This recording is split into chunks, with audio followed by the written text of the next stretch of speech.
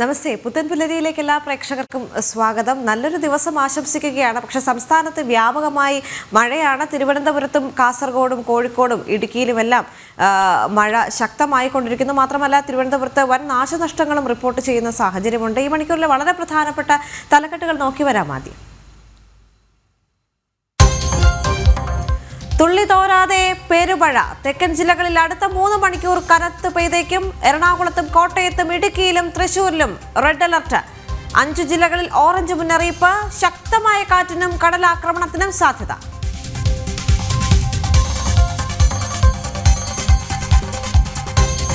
തലസ്ഥാനത്ത് രാത്രി മുഴുവൻ തോരാമഴ.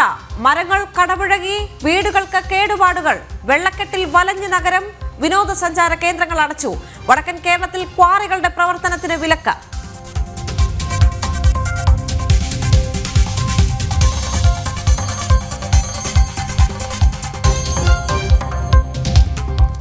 മൂന്ന് വയസ്സുകാരിയെ പീഡിപ്പിച്ച പിതൃ സഹോദരന്റെ കസ്റ്റഡി അപേക്ഷ ഇന്ന് കോടതിയിൽ. കസ്റ്റഡിയിൽ വേണമെന്ന് പോലീസ്. പ്രതിയെയും കുട്ടിയുടെ അമ്മയെയും ഒരുമിച്ചിരുത്തി ചോദ്യം ചെയ്യും.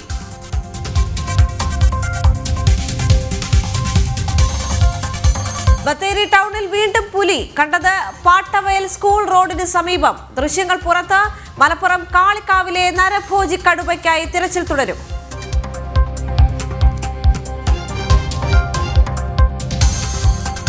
ഓപ്പറേഷൻ സിന്ദൂർ വിശദീകരിക്കാൻ കൂടുതൽ സംഘങ്ങൾ. ശശി തരൂർ നയിക്കുന്ന സംഘം അമേരിക്കയിലേക്ക്. ബൈജയന്ത് പാണ്ഡെയുടെ പ്രതിനിധി സംഘം ബഹ്റൈനിലെത്തും. പാക് ഭീകരവാദം റഷ്യയോടും UAEയോടും വിശദീകരിച്ച മറ്റ് സംഘങ്ങൾ.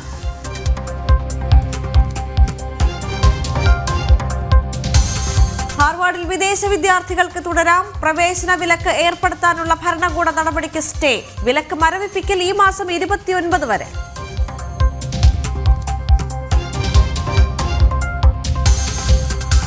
പോളിഷ് മീറ്റിൽ നീരജ് ചോപ്രയ്ക്ക് വെള്ളിത്തിളക്കം. 84.14 മീറ്റർ ദൂരം പിന്നിട്ടു. ജൂലിയൻ വെബർ തന്നെ ഒന്നാമത്.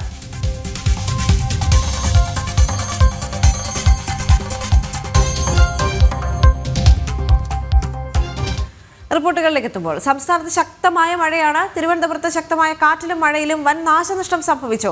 ജില്ലകളിൽ നിയന്ത്രണമുണ്ട്. തിരുവനന്തപുരം, കൊല്ലം, ആലപ്പുഴ ജില്ലകളിൽ റെഡ് അലർട്ടാണ്. കോഴിക്കോട്, ഇടുക്കി, കാസർഗോഡ് ജില്ലകളിലും കനത്ത മഴ തുടരുന്നു. വിവരങ്ങളുമായി തിരുവനന്തപുരത്ത് നിന്ന് ടിൻഡു ദാസ് ചേരുന്നു. കോഴിക്കോട് നിന്ന് ദിസ്ന ചേരും. ആദ്യം ടിൻഡുവിലേക്ക് പോകുമ്പോൾ, ടിൻഡു, തലസ്ഥാനത്ത് വലിയ മഴയാണ്. മാത്രമല്ല 12ഓളം വീടുകൾ പൂർണ്ണമായും തകർന്നിരിക്കുന്നു.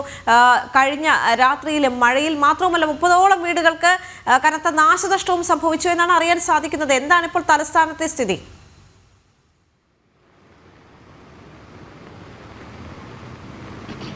Devika, good morning.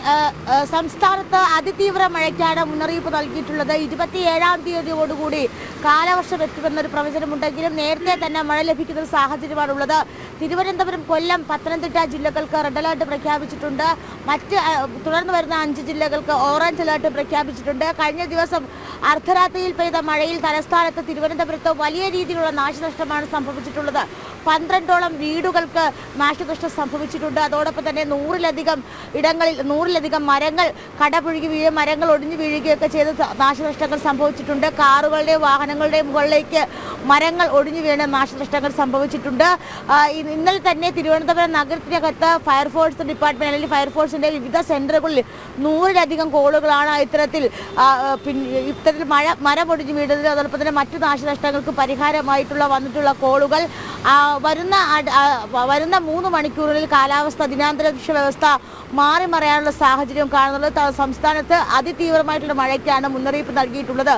114 mm മുതൽ 224 mm വരെ മഴ ലഭിക്കാനുള്ള സാധ്യത കാണുന്നുണ്ട്. കുറഞ്ഞ സമയത്തിൽ കൂടുതൽ മഴ ലഭിക്കുന്ന പ്രതിഭാസമല്ല ഇവിടെ എന്ന് പറയുന്നുണ്ട്. കാരണം കഴിഞ്ഞ വേനൽ മഴയിലാണെങ്കിലും കഴിഞ്ഞ മൺസൂണിലായിരുന്നെങ്കിലും കുറഞ്ഞ സമയത്തിനുള്ളിൽ കൂടുതൽ മഴ ലഭിക്കുന്നൊരു പ്രതിഭാസമായിരുന്നു. പക്ഷേ ഇത്തവണ കൂടുതൽ സമയത്ത് വളരെ ചെറിയ രീതിയിലുള്ള മഴ ലഭിച്ചുകൊണ്ട് മാക്സിമം വെള്ളം ലഭിക്കുന്ന രീതിയിലുള്ള മഴയാണെന്നാണ് കഴിഞ്ഞ ദിവസം IMDയുടെ തന്നെ ചുമതലയുള്ള അധികൃതർ വ്യക്തമാക്കിയിട്ടുള്ളത്.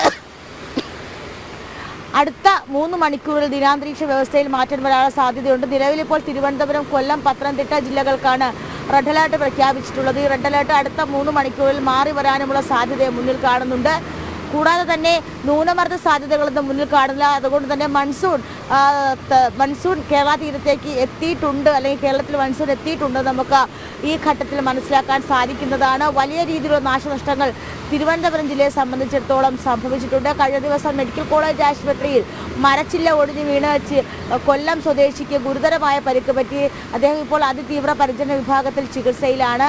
അതോടൊപ്പം തന്നെ വിവിധ ഇടങ്ങളിൽ തിരുവനന്തപുരത്ത് കാട്ടാക്കട, നെയ്യാറ്റിൻകര തുടങ്ങിയ മേഖലകളിലൊക്കെ മരം കടപുഴുകി വീഴുകയും ട്രാഫിക് വലിയ രീതിയിലുള്ള ഗതാഗത തടസ്സം ഉണ്ടാവുകയും ചെയ്തിരുന്നു. ഇന്നലെ പെയ്ത കനത്ത മഴയിൽ എൻ്റെ കേരളം സ്റ്റോളുകൾ ഉൾപ്പെടെ തകർന്നു പോയിട്ടൊരവസ്ഥയാണ്. കനകക്കുന്നിൽ വലിയ രീതിയിലുള്ള നാശനഷ്ടങ്ങൾ സംഭവിച്ചിട്ടുണ്ട് എന്ന് നമുക്ക് മനസ്സിലാക്കാൻ സാധിക്കുന്നു. താഴ്ന്ന ഇടങ്ങളിൽ വെള്ളം കയറി തുടങ്ങിയിട്ടുണ്ട്. അതിൽ ഏറ്റവും കൂടുതൽ തിരുവനന്തപുരത്തെ താഴ്ന്ന ഇടങ്ങളിൽ വെള്ളം കയറി തുടങ്ങിയിട്ടുണ്ട് എന്ന് വേണം മനസ്സിലാക്കേണ്ടിയുള്ളത്. അപ്പോൾ അടുത്ത മണിക്കൂറിൽ അതിശക്തമായിട്ടുള്ള മഴ ലഭിക്കാനുള്ള സാധ്യതയാണ് മുന്നിൽ കാണുന്നത്. കേരള തീരത്ത് 27-ാം തീയതി മൺസൂൺ എത്തുമെന്നായിരുന്നു പ്രവചനം. പക്ഷേ നേരത്തെ തന്നെ മൺസൂൺ എത്തിയിട്ടുണ്ട് എന്ന് നമുക്ക് മനസ്സിലാക്കാൻ സാധിക്കും. മലബാർ മേഖലയിലെ കൂടി അവസ്ഥ നോക്കേണ്ടതുണ്ട്. ദിസ്ന സുരേഷ് ചേരുന്നു കോഴിക്കോട് നിന്ന്.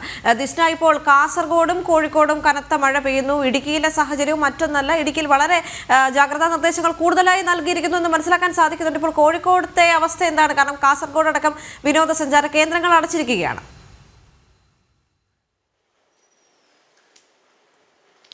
തീർച്ചയായും ദേവിക, കോഴിക്കോട് ജില്ലയിൽ ഇന്നലെ രാത്രി മുതൽ പ്രത്യേകിച്ച് മലയോര മേഖലകളിൽ കനത്ത മഴയാണ് പെയ്തുകൊണ്ടിരിക്കുന്നത്. പ്രത്യേകിച്ച് ഫറോക്ക് മുതലായ സ്ഥലങ്ങളിലൊക്കെ തന്നെയും മരം കടപുഴകി വീണ് വൈദ്യുതി ബന്ധം ഇല്ലാതായിരിക്കുന്ന ഒരു സാഹചര്യമാണ് നിലവിലുള്ളത്. 3 ഇടങ്ങളിലാണ് ഫറോക്കിൽ മരം കടപുഴകി വീണത്. ഇന്നലെ തന്നെ അഗ്നിരക്ഷാ സേനയുടെ നേതൃത്വത്തിൽ മരം മുറിച്ചു മാറ്റിയെങ്കിലും ഈ വൈദ്യുതി ബന്ധം പുനഃസ്ഥാപിക്കുവാൻ ഇതുവരെ സാധിച്ചിട്ടില്ല എന്നത് തന്നെയാണ്.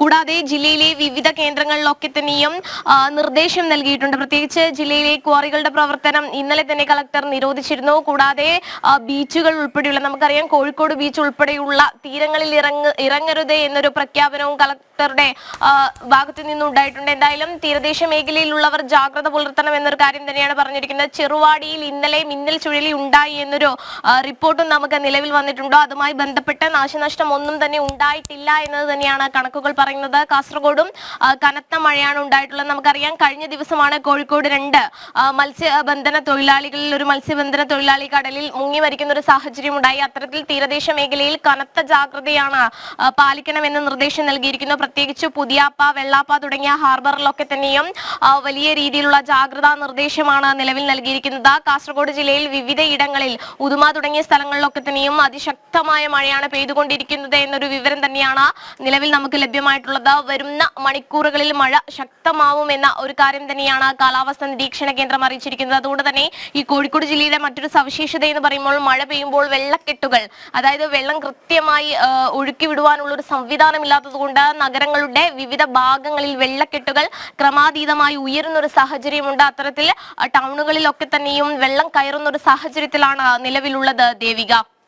ശരി, കൊച്ചിയിലേക്ക് പോകുന്നതിന് മുമ്പ് വളരെ പെട്ടെന്ന് ഒരു അപ്ഡേറ്റ് കൂടി നോക്കി വരാം. കനത്ത മഴയെ തുടർന്ന് തിരുവനന്തപുരത്ത് നിന്ന് 6:30 പുറപ്പെടേണ്ട എയർ ഇന്ത്യ വിമാനം വൈകുന്നു എന്നൊരു വിവരം ഞങ്ങളുടെ പ്രതിനിധി ആർ രാജീവ് പങ്കിടുന്ന സാഹചര്യമുണ്ട്. ഡൽഹിക്ക് പുറപ്പെടേണ്ട വിമാനമാണിപ്പോൾ വൈകുന്നത് എന്നൊരു റിപ്പോർട്ട് കൂടി ഒരു ഘട്ടത്തിൽ വരുന്നു. ഇനി കൊച്ചിയിൽ നിന്ന് ജിജീഷ് കരുണാകരൻ ചേരുകയാണ്. ജിജീഷ്, തിരുവനന്തപുരത്തെയും കോഴിക്കോടും വച്ച് നോക്കുകയാണെങ്കിൽ കൊച്ചിയിൽ മഴ കുറവാണ് എന്ന് ജിജീഷിന്റെ ഫ്രെയിം കാണുമ്പോൾ മനസ്സിലാവുന്നുണ്ട്. പക്ഷേ കൊച്ചിയിൽ എല്ലായിടത്തും അത്തരത്തിൽ തന്നെയാണോ, അല്ലെങ്കിൽ വെള്ളക്കെട്ട് അടക്കം രൂപപ്പെടുന്നൊരു സാഹചര്യമുണ്ടല്ലോ ചെറിയ ചാറ്റൽ മഴ പെയ്യുമ്പോൾ തന്നെ?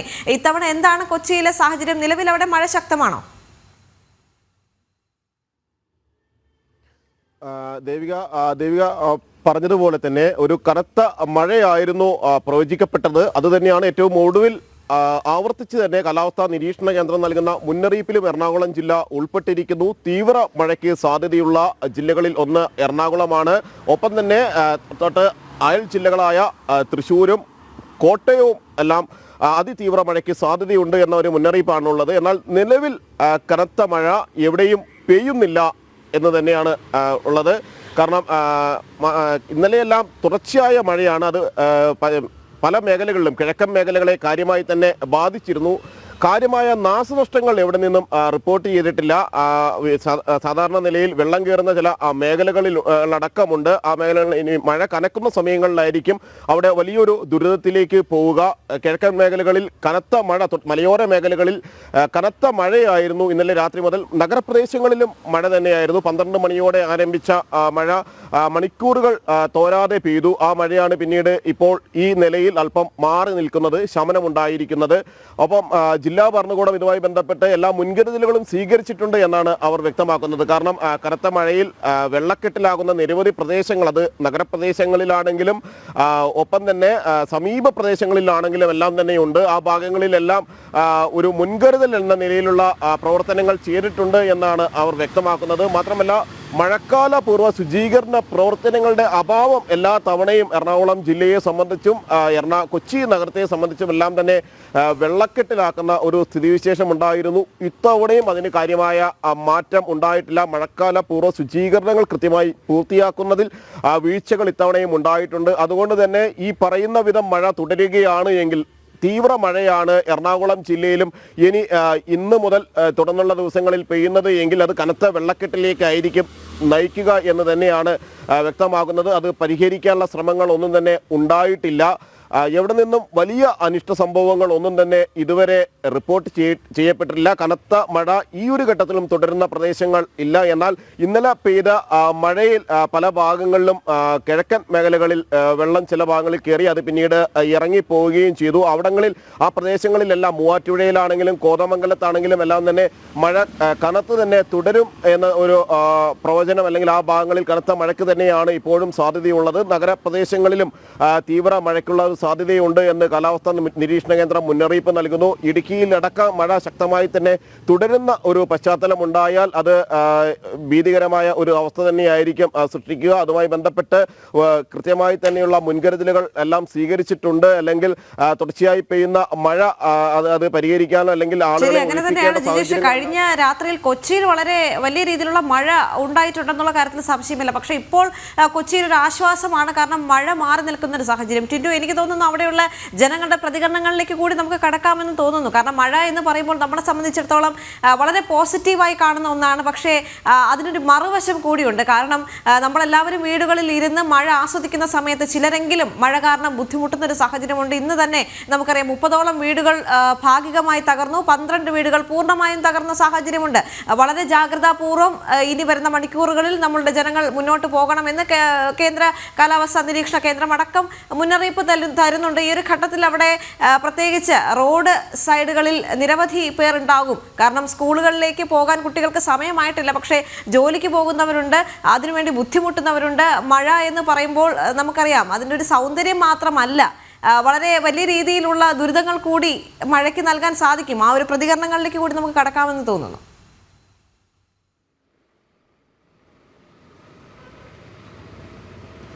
ദിവ്യ സൂചിപ്പിച്ചതുപോലെ തന്നെ അടുത്ത മണിക്കൂറുകളിൽ അതിതീവ്രമായിട്ടുള്ള മഴയാണ് സംസ്ഥാനത്ത് ലഭിക്കുന്നത്. ഞാനിപ്പോൾ നിൽക്കുന്നത് തമ്പാനൂർ ഭാഗത്താണ്. സാധാരണ മഴ പെയ്യുമ്പോൾ ഏറ്റവും കൂടുതൽ വെള്ളം ഉണ്ടാകുന്ന ഭാഗമാണ് തിരുവനന്തപുരത്ത് നഗരപ്രദേശം. നമുക്കിവിടെ കാണാം, എല്ലാവരും തിരക്കിലാണ്. അപ്പോൾ രാവിലെ തന്നെ ഇന്നലെ രാത്രി മുതൽ തുടങ്ങിയ മഴയാണ്. ഇടയ്ക്ക് ഒന്ന് ശമിച്ചിട്ടുണ്ടെങ്കിലും രാവിലെ ഇത്തരത്തിൽ വീണ്ടും മഴ ശക്തമാകുന്ന അല്ലെങ്കിൽ കനക്കുന്ന കാഴ്ചയാണ് കാണാൻ സാധിക്കുന്നത്. ജില്ലയിലെ മലയോര മേഖലകളിലൊക്കെ അതിതീവ്രമായിട്ടുള്ള മഴ തന്നെയാണ് ലഭിച്ചുകൊണ്ടിരിക്കുന്നത്. ദുരന്ത നിവാരണ അതോറിറ്റി ഇത്തരത്തിൽ നേരത്തെ തന്നെ മുന്നറിയിപ്പുകൾ നൽകിയിട്ടുണ്ട്. അത്യാവശ്യ ഘട്ടങ്ങളിൽ ദുരിതാശ്വാസ ക്യാമ്പുകളിലേക്ക് മാറി താമസിക്കാനുള്ള സൗകര്യങ്ങൾ ഒരുക്കിയിട്ടുണ്ട്. മുന്നറിയിപ്പുകൾ വരികയാണെങ്കിൽ, അല്ലെങ്കിൽ ഇത്തരത്തിൽ ദുരിതാശ്വാസ ക്യാമ്പുകളിലേക്ക് മാറി താമസിക്കാനുള്ള മുന്നറിയിപ്പുകൾ വരികയാണെങ്കിൽ നേരത്തെ തന്നെ ക്യാമ്പുകളിലേക്ക് മാറണമെന്ന് അറിയിച്ചിട്ടുണ്ട്. മറ്റൊരു ഏറ്റവും പ്രധാനപ്പെട്ട കാര്യം എന്ന് പറയുന്നത് തിരുവനന്തപുരം ജില്ല, അല്ലെങ്കിൽ തിരുവനന്തപുരം, കൊല്ലം, പത്തനംതിട്ട, തെക്കൻ ജില്ലകളെ സംബന്ധിച്ചിടത്തോളം വിനോദസഞ്ചാര മേഖലയ്ക്ക് വിലക്ക് ഏർപ്പെടുത്തിയിട്ടുണ്ട്. അതോടൊപ്പം തന്നെ ഈ സമയങ്ങളിൽ ശക്തമായ മഴ തുടരുന്ന സാഹചര്യത്തിൽ മലയോര മേഖലകളിൽ വിനോദസഞ്ചാരത്തിന് പോകരുത് എന്നൊരു നിർദ്ദേശവും ജില്ലാ ഭരണകൂടങ്ങൾ നൽകുന്നു എന്നാണ് നമുക്ക് ഈ ഘട്ടത്തിൽ അറിയാൻ സാധിക്കുന്നത്. അതോടൊപ്പം തന്നെ കള്ളക്കടൽ പ്രതിഭാസത്തിനും ശക്തമായിട്ടുള്ള കടലേറ്റത്തിനും സാധ്യത മുന്നിൽ കാണുന്നുണ്ട്. വിഴിഞ്ഞം മുതൽ കാസർഗോഡ് തീരം വരെയുള്ള ഇടങ്ങളിൽ 1.5 മീറ്റർ വരെ ഉയരത്തിൽ തിരമാലകൾ ഉയർന്നു പതിക്കാമെന്നൊരു മുന്നറിയിപ്പുകൾ കാലാവസ്ഥാ കേന്ദ്രം നൽകുന്നുണ്ട്. മറ്റൊരു പ്രധാനപ്പെട്ട കാര്യം, മത്സ്യത്തൊഴിലാളികൾക്കും വിലക്ക് ഏർപ്പെടുത്തിയിട്ടുണ്ട്. മത്സ്യത്തൊഴിലാളികൾ മുന്നറിയിപ്പ് ലംഘിച്ചുകൊണ്ട് കടലിലേക്ക് പോകരുത് എന്നൊരു വിവരമാണ് ഇപ്പോൾ ലഭിക്കുന്നത്. ജില്ലയിലെയും അതോടൊപ്പം തന്നെ തെക്കൻ ജില്ലകളിലെയും പ്രധാനപ്പെട്ട പെട്ടെന്ന് വെള്ളം പെരുക അല്ലെങ്കിൽ വെള്ളം കയറാൻ സാധ്യതയുള്ള നദീതീരങ്ങളിൽ താമസിക്കുന്നവർ ജാഗ്രതാ നിർദ്ദേശങ്ങൾ പാലിക്കേണ്ടതായിട്ടുണ്ട്. അവർക്ക് എന്തെങ്കിലും ആവശ്യം വരികയാണെങ്കിൽ അല്ലെങ്കിൽ പെട്ടെന്ന് ഇത്തരത്തിലുള്ള ക്യാമ്പുകളിലേക്ക് മാറേണ്ടിയുള്ള ആവശ്യം വരികയാണെങ്കിൽ അത് റവന്യൂ ഉദ്യോഗസ്ഥരുമായിട്ട് ബന്ധപ്പെട്ട് അതിന് അടിയന്തരമായിട്ട് തീരുമാനമെടുക്കുന്നതിനുള്ള മുന്നറിയിപ്പുകളും നൽകിയിട്ടുണ്ട് എന്നാണ് നമുക്ക് മനസ്സിലാക്കാൻ സാധിക്കുന്നത്. ഏറ്റവും പ്രധാനപ്പെട്ട കാര്യം നേരത്തെ നമ്മൾ കൊച്ചിയിൽ നിന്നൊക്കെ സൂചിപ്പിച്ചതുപോലെ തന്നെ മഴക്കാല പൂർവ്വ ശുചീകരണ പ്രവർത്തനങ്ങളും അതോടൊപ്പം തന്നെ മഴയ്ക്ക് മുന്നേ സ്വീകരിക്കേണ്ടിയുള്ള നടപടികളൊന്നും ഇതുവരെയൊന്നും ചർച്ചയായിട്ടില്ല എന്നതാണ് ഏറ്റവും പ്രധാനപ്പെട്ട കാര്യം. 27-ാം തീയതിയോടുകൂടി സംസ്ഥാനത്ത് മൺസൂൺ എത്തുമെന്ന പ്രവചനം ഉണ്ടായിരുന്നുവെങ്കിലും 2 ദിവസം മുന്നേ തന്നെ മഴ ശക്തമാകുന്ന കാഴ്ചയാണ് കാണാൻ സാധിക്കുന്നത്. അതുകൊണ്ട് തന്നെ ഇത്തരത്തിൽ നേരത്തെയുള്ള മുന്നൊരുക്കങ്ങളൊന്നും പാലിച്ചിട്ടില്ല എന്ന് വേണം മനസ്സിലാക്കേണ്ടത് എന്ന് നമുക്ക് ഈ ഘട്ടത്തിൽ പറയാൻ സാധിക്കും. ഇനിയുള്ളത് പെട്ടെന്നുണ്ടാകുന്ന അത്യാഹിത ഘട്ടങ്ങളിൽ ഉണ്ടാകുന്ന മുന്നൊരുക്കങ്ങൾ, ഈ മുന്നൊരുക്കങ്ങൾ ജനങ്ങളിലേക്ക് എത്തിക്കുക എന്നതാണ്. അത്തരത്തിൽ ജനങ്ങളിലേക്ക് എത്തിക്കാനുള്ള സംവിധാനങ്ങൾ ഏർപ്പെടുത്തിയിട്ടുണ്ട്. തദ്ദേശ സ്ഥാപനങ്ങളിലൊക്കെ നിർദ്ദേശങ്ങൾ നൽകിയിട്ടുണ്ട് എന്ന് വേണം മനസ്സിലാക്കേണ്ടിയുള്ളത്. അടിയന്തര ഘട്ടം വരികയാണെങ്കിൽ മാറി താമസിക്കാനുള്ള എല്ലാവിധ സജ്ജീകരണങ്ങളും സമീപത്തുള്ള സ്കൂളുകളിലും അതോടൊപ്പം തന്നെ മറ്റ് കമ്മ്യൂണിറ്റി സെന്ററുകളിലൊക്കെ ഒരുക്കണമെന്നുള്ള നിർദ്ദേശവും നൽകിയിട്ടുണ്ട്. അപ്പോൾ വരുന്ന മണിക്കൂറുകളിൽ മഴ ശക്തമാകും. നാളെയും മറ്റന്നാളും വടക്കൻ ജില്ലകളിലും റെഡ് അലേർട്ട് പ്രഖ്യാപിച്ചിട്ടുണ്ട്. അതിശക്തമായിട്ടുള്ള മഴ തുടരുമെന്നാണ് മുന്നറിയിപ്പ് നൽകുന്നത്. മേഘവിസ്ഫോടനം പോലുള്ള പ്രതിഭാസങ്ങൾ പ്രവചിച്ചിട്ടില്ല എങ്കിലും കൂടുതൽ സമയത്ത് കൂടുതൽ മഴ ലഭിക്കുന്ന ഒരു പ്രതിഭാസം തന്നെയാണ്. അതുകൊണ്ട് തന്നെ മണ്ണിടിച്ചിൽ, വെള്ളപ്പൊക്കം, ഉരുൾപൊട്ടൽ പോലുള്ള ഇടങ്ങളിൽ താമസിക്കുന്നവർ അതീവ ജാഗ്രതാ നിർദ്ദേശങ്ങൾ പാലിക്കേണ്ടതായിട്ടുണ്ട് എന്നുള്ള മുന്നറിയിപ്പും നൽകുന്നുണ്ട്. ദേവിക, ഇന്നലെ പെയ്ത ശക്തമായ മഴയിൽ തലസ്ഥാനത്ത് വ്യാപക നാശനഷ്ടമാണ് ഉണ്ടായത്. നഗരത്തിൽ കനകക്കുന്നിലും ബേക്കറി ജംഗ്ഷനിലും റിസർവ് ബാങ്കിന് മുന്നിലും ആൽത്തറയ്ക്ക് സമീപവും രാജ്ഭവന് മുന്നിലും മരങ്ങൾ കടപുഴകി. പലയിടങ്ങളിലും ഗതാഗതം തടസ്സപ്പെട്ടിട്ടുണ്ട്. കനത്ത മഴയിൽ തലസ്ഥാനത്തെ താഴ്ന്ന പ്രദേശങ്ങളിൽ വെള്ളം കയറി. ഇന്നലെ പെയ്ത ശക്തമായ മഴയിലും കാറ്റിലും വ്യാപക നാശനഷ്ടങ്ങളാണ് റിപ്പോർട്ട് ചെയ്തത്. തിരുവനന്തപുരത്ത് വെള്ളയമ്പലത്ത് 2 റോഡിലേക്ക് മരങ്ങൾ ഒടിഞ്ഞു വീണു. ആൽത്തറ ജംഗ്ഷനിലും രാജ്ഭവന് സമീപത്തുമാണ് മരങ്ങൾ ഒടിഞ്ഞു വീണത്. രാജ്ഭവന് സമീപത്ത് മരം വീണത് ഏറെ നേരം ഗതാഗത തടസ്സം സൃഷ്ടിച്ചു. വാഹനങ്ങൾ വഴിതിരിച്ചു വിടുകയും ചെയ്തു. വഞ്ചിയൂരിൽ ജനറാശുപത്രി റോഡിലും മരം റോഡിലേക്ക് ഒടിഞ്ഞു വീണു. മുടവൻ മുകളിൽ വീടിന് സമീപത്ത് മരം ഒടിഞ്ഞു വീണു. തിരുവനന്തപുരം മെഡിക്കൽ കോളേജിന് സമീപത്ത് മരം വീണ് ഒരാൾക്ക് പരിക്കേറ്റതായി റിപ്പോർട്ടുണ്ട്. നഗരത്തിന് താഴ്ന്ന പ്രദേശങ്ങളിലെല്ലാം കനത്ത മഴയിൽ വെള്ളക്കെട്ട് രൂപപ്പെട്ടു. തമ്പാനൂരും ബേക്കറി ജംഗ്ഷനിലും വെള്ളയമ്പലത്തും പാളയത്തുമെല്ലാം മഴയിൽ വെള്ളക്കെട്ട് രൂപപ്പെട്ടു. വിവിധയിടങ്ങളിൽ വൈദ്യുതി ബന്ധം വിച്ഛേദിക്കപ്പെടുകയും ചെയ്തു. നഗരപ്രദേശങ്ങൾക്ക് പുറമെ മലയോര മേഖലകളിലും മഴയിൽ നാശനഷ്ടമുണ്ടായി. കാട്ടാക്കട, മാറനല്ലൂർ, മൂങ്ങോട് എന്നിവിടങ്ങളിലും മരം കടപുഴകി വീണു. മൂങ്ങോട് അഗ്നിരക്ഷാസേനയെത്തി മരച്ചില്ലകൾ മുറിച്ചുമാറ്റി. കാര്യവട്ടം ഗ്രീൻഫീൽഡ് സ്റ്റേഡിയത്തിന് സമീപം മരം കടപുഴകി വീണതിനെ തുടർന്ന് ദേശീയപാതയിൽ ഗതാഗത തടസ്സമുണ്ടായി. അതേസമയം മഴക്കാല പൂർവ്വ ശുചീകരണ പ്രവർത്തനങ്ങളുടെ അഭാവമാണ് വെള്ളക്കെട്ട് രൂപപ്പെടാനും മരച്ചില്ലകൾ ഒടിഞ്ഞു വീഴാനും കാരണമെന്ന ആക്ഷേപവും ഉയരുന്നുണ്ട്. ജനം, തിരുവനന്തപുരം. മൺസൂൺ അടുത്തിട്ടും നഗരത്തിലെ ശുചീകരണ പ്രവർത്തനങ്ങൾ എങ്ങും എത്തിയിട്ടില്ല. ചാറ്റൽ മഴ പെയ്താൽ തലസ്ഥാനത്തെ പ്രധാന സ്ഥലങ്ങളിൽ വെള്ളപ്പൊക്കം പതിവാണ്. കാലവർഷം എത്താൻ കഷ്ടിച്ച് 1 ദിവസം മാത്രം ബാക്കി നിൽക്കെ മഴക്കാല പൂർവ്വ ശുചീകരണം കാര്യക്ഷമമല്ല എന്നാണ് ആക്ഷേപം.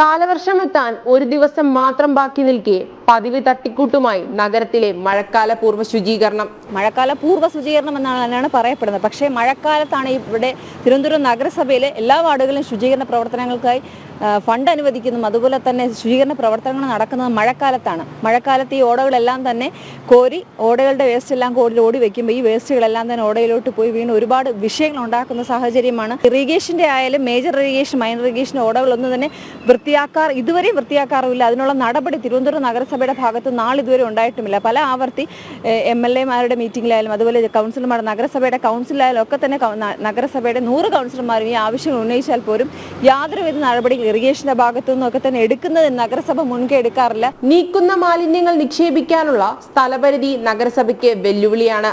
ശുചീകരണത്തിന്റെ ഭാഗമായി ഓടകളിൽ നിന്നും ജലാശയങ്ങളിൽ നിന്നും കോരിമാറ്റുന്ന മാലിന്യവും മണ്ണും നിക്ഷേപിക്കാൻ സ്ഥലമില്ലാതെ നെട്ടോട്ടമോടുകയാണ് നഗരസഭ ആരോഗ്യ വിഭാഗം. അതത് വാർഡുകളിൽ കൗൺസിലർമാർ തന്നെ സ്ഥലം കണ്ടെത്തി മാലിന്യം നിക്ഷേപിക്കുകയാണ്. എന്നാൽ മിക്ക വാർഡുകളിലും സ്ഥലം കണ്ടെത്താനായിട്ടില്ല. മഴക്കാലപൂർവ്വ ശുചീകരണ പ്രവർത്തനത്തിന് പ്രത്യേക ജോലിക്കാരെ വെച്ചുകൊണ്ട് ആ മാലിന്യം കരയിലേക്ക് വയ്ക്കുന്ന കാഴ്ചയാണ് നമുക്ക് കാണാൻ സാധിക്കും. അടുത്ത മഴ വരുമ്പോൾ വീണ്ടും ഈ കോരി വച്ചിട്ടുള്ള മാലിന്യം വീണ്ടും അതിനകത്തേക്ക് വീഴുന്ന കാഴ്ച നമുക്ക് കാണാൻ സാധിക്കും. അതുകൊണ്ട് തന്നെ ഇതെടുത്ത് മാറ്റിക്കൊണ്ടു പോകാനുള്ള ഒരു പദ്ധതി ഈ നഗരസഭയ്ക്ക് ഇല്ലാത്തത് കൊണ്ട് ഈ മഴക്കാലപൂർവ്വ ശുചീകരണ പ്രവർത്തനം സമ്പൂർണ്ണമായിട്ടുള്ള പരാജയമാണ്. നഗരത്തിന്റെ ഹൃദയഭാഗങ്ങളിലെ വാർഡുകളിലെ സ്ഥിതി പരിതാപകരമാണ്. പുതിയ ആക്ഷൻ പ്ലാൻ തയ്യാറാക്കി നഗരസഭ ശുചീകരണം നടത്തുമെന്ന് പ്രഖ്യാപിച്ചെങ്കിലും അതും തട്ടിക്കൂട്ടായി. മാലിന്യം കെട്ടിനിൽക്കുന്നതും ഒഴുക്കിലൂടെ വന്നടിയുന്ന മണൽ തങ്ങി നിൽക്കുന്നതിലുമാണ് ഓടകൾ നിറഞ്ഞൊഴുകുന്നതിന് കാരണം. വൃത്തിയാക്കുന്ന മാലിന്യം ഓടയുടെ മുകളിൽ തന്നെയാണ് നിക്ഷേപിക്കുന്നത്.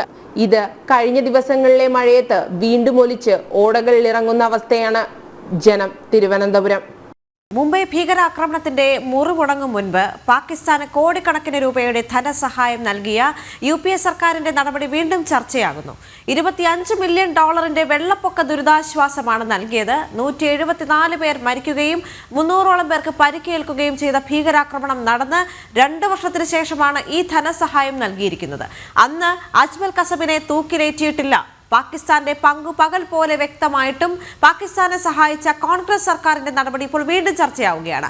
എസ് നന്ദഗോപൻ ചേരുന്നു കൂടുതൽ വിവരങ്ങളുമായി. നന്ദൻ, ഈ ഒരു ഘട്ടത്തിൽ ഏറെ ചർച്ചയായി വരുന്നത് മുംബൈ ഭീകരാക്രമണത്തിന് മുറിവുണങ്ങും മുൻപേ പാകിസ്ഥാന് കോടിക്കണക്കിന് രൂപ UPA സർക്കാർ ധനസഹായം നൽകിയ റിപ്പോർട്ടുകളാണ്. മാത്രവുമല്ല, ഈ ഓപ്പറേഷൻ സിന്ദൂറിന് ശേഷം ചില കോൺഗ്രസ് നേതാക്കളുടെ പരാമർശം വലിയ വിവാദമായിരുന്നു. കാരണം ഓപ്പറേഷൻ സിന്ദൂർ കൊണ്ട് ഒന്നും നടന്നിട്ടില്ല, അല്ലെങ്കിൽ അത് ഉപയോഗമുണ്ടായിരുന്നില്ല എന്നിങ്ങനെ രാജ്യത്തെ അപമാനിക്കുന്ന തരത്തിലേക്കുള്ള ചില പ്രസ്താവനകളിലേക്ക് കൂടി ചില കോൺഗ്രസ് നേതാക്കൾ കടക്കുന്ന സാഹചര്യത്തിലാണ് ഇപ്പോൾ UPA സർക്കാരിന്റെ ഈ നടപടി വീണ്ടും ചർച്ചയാകുന്നത്.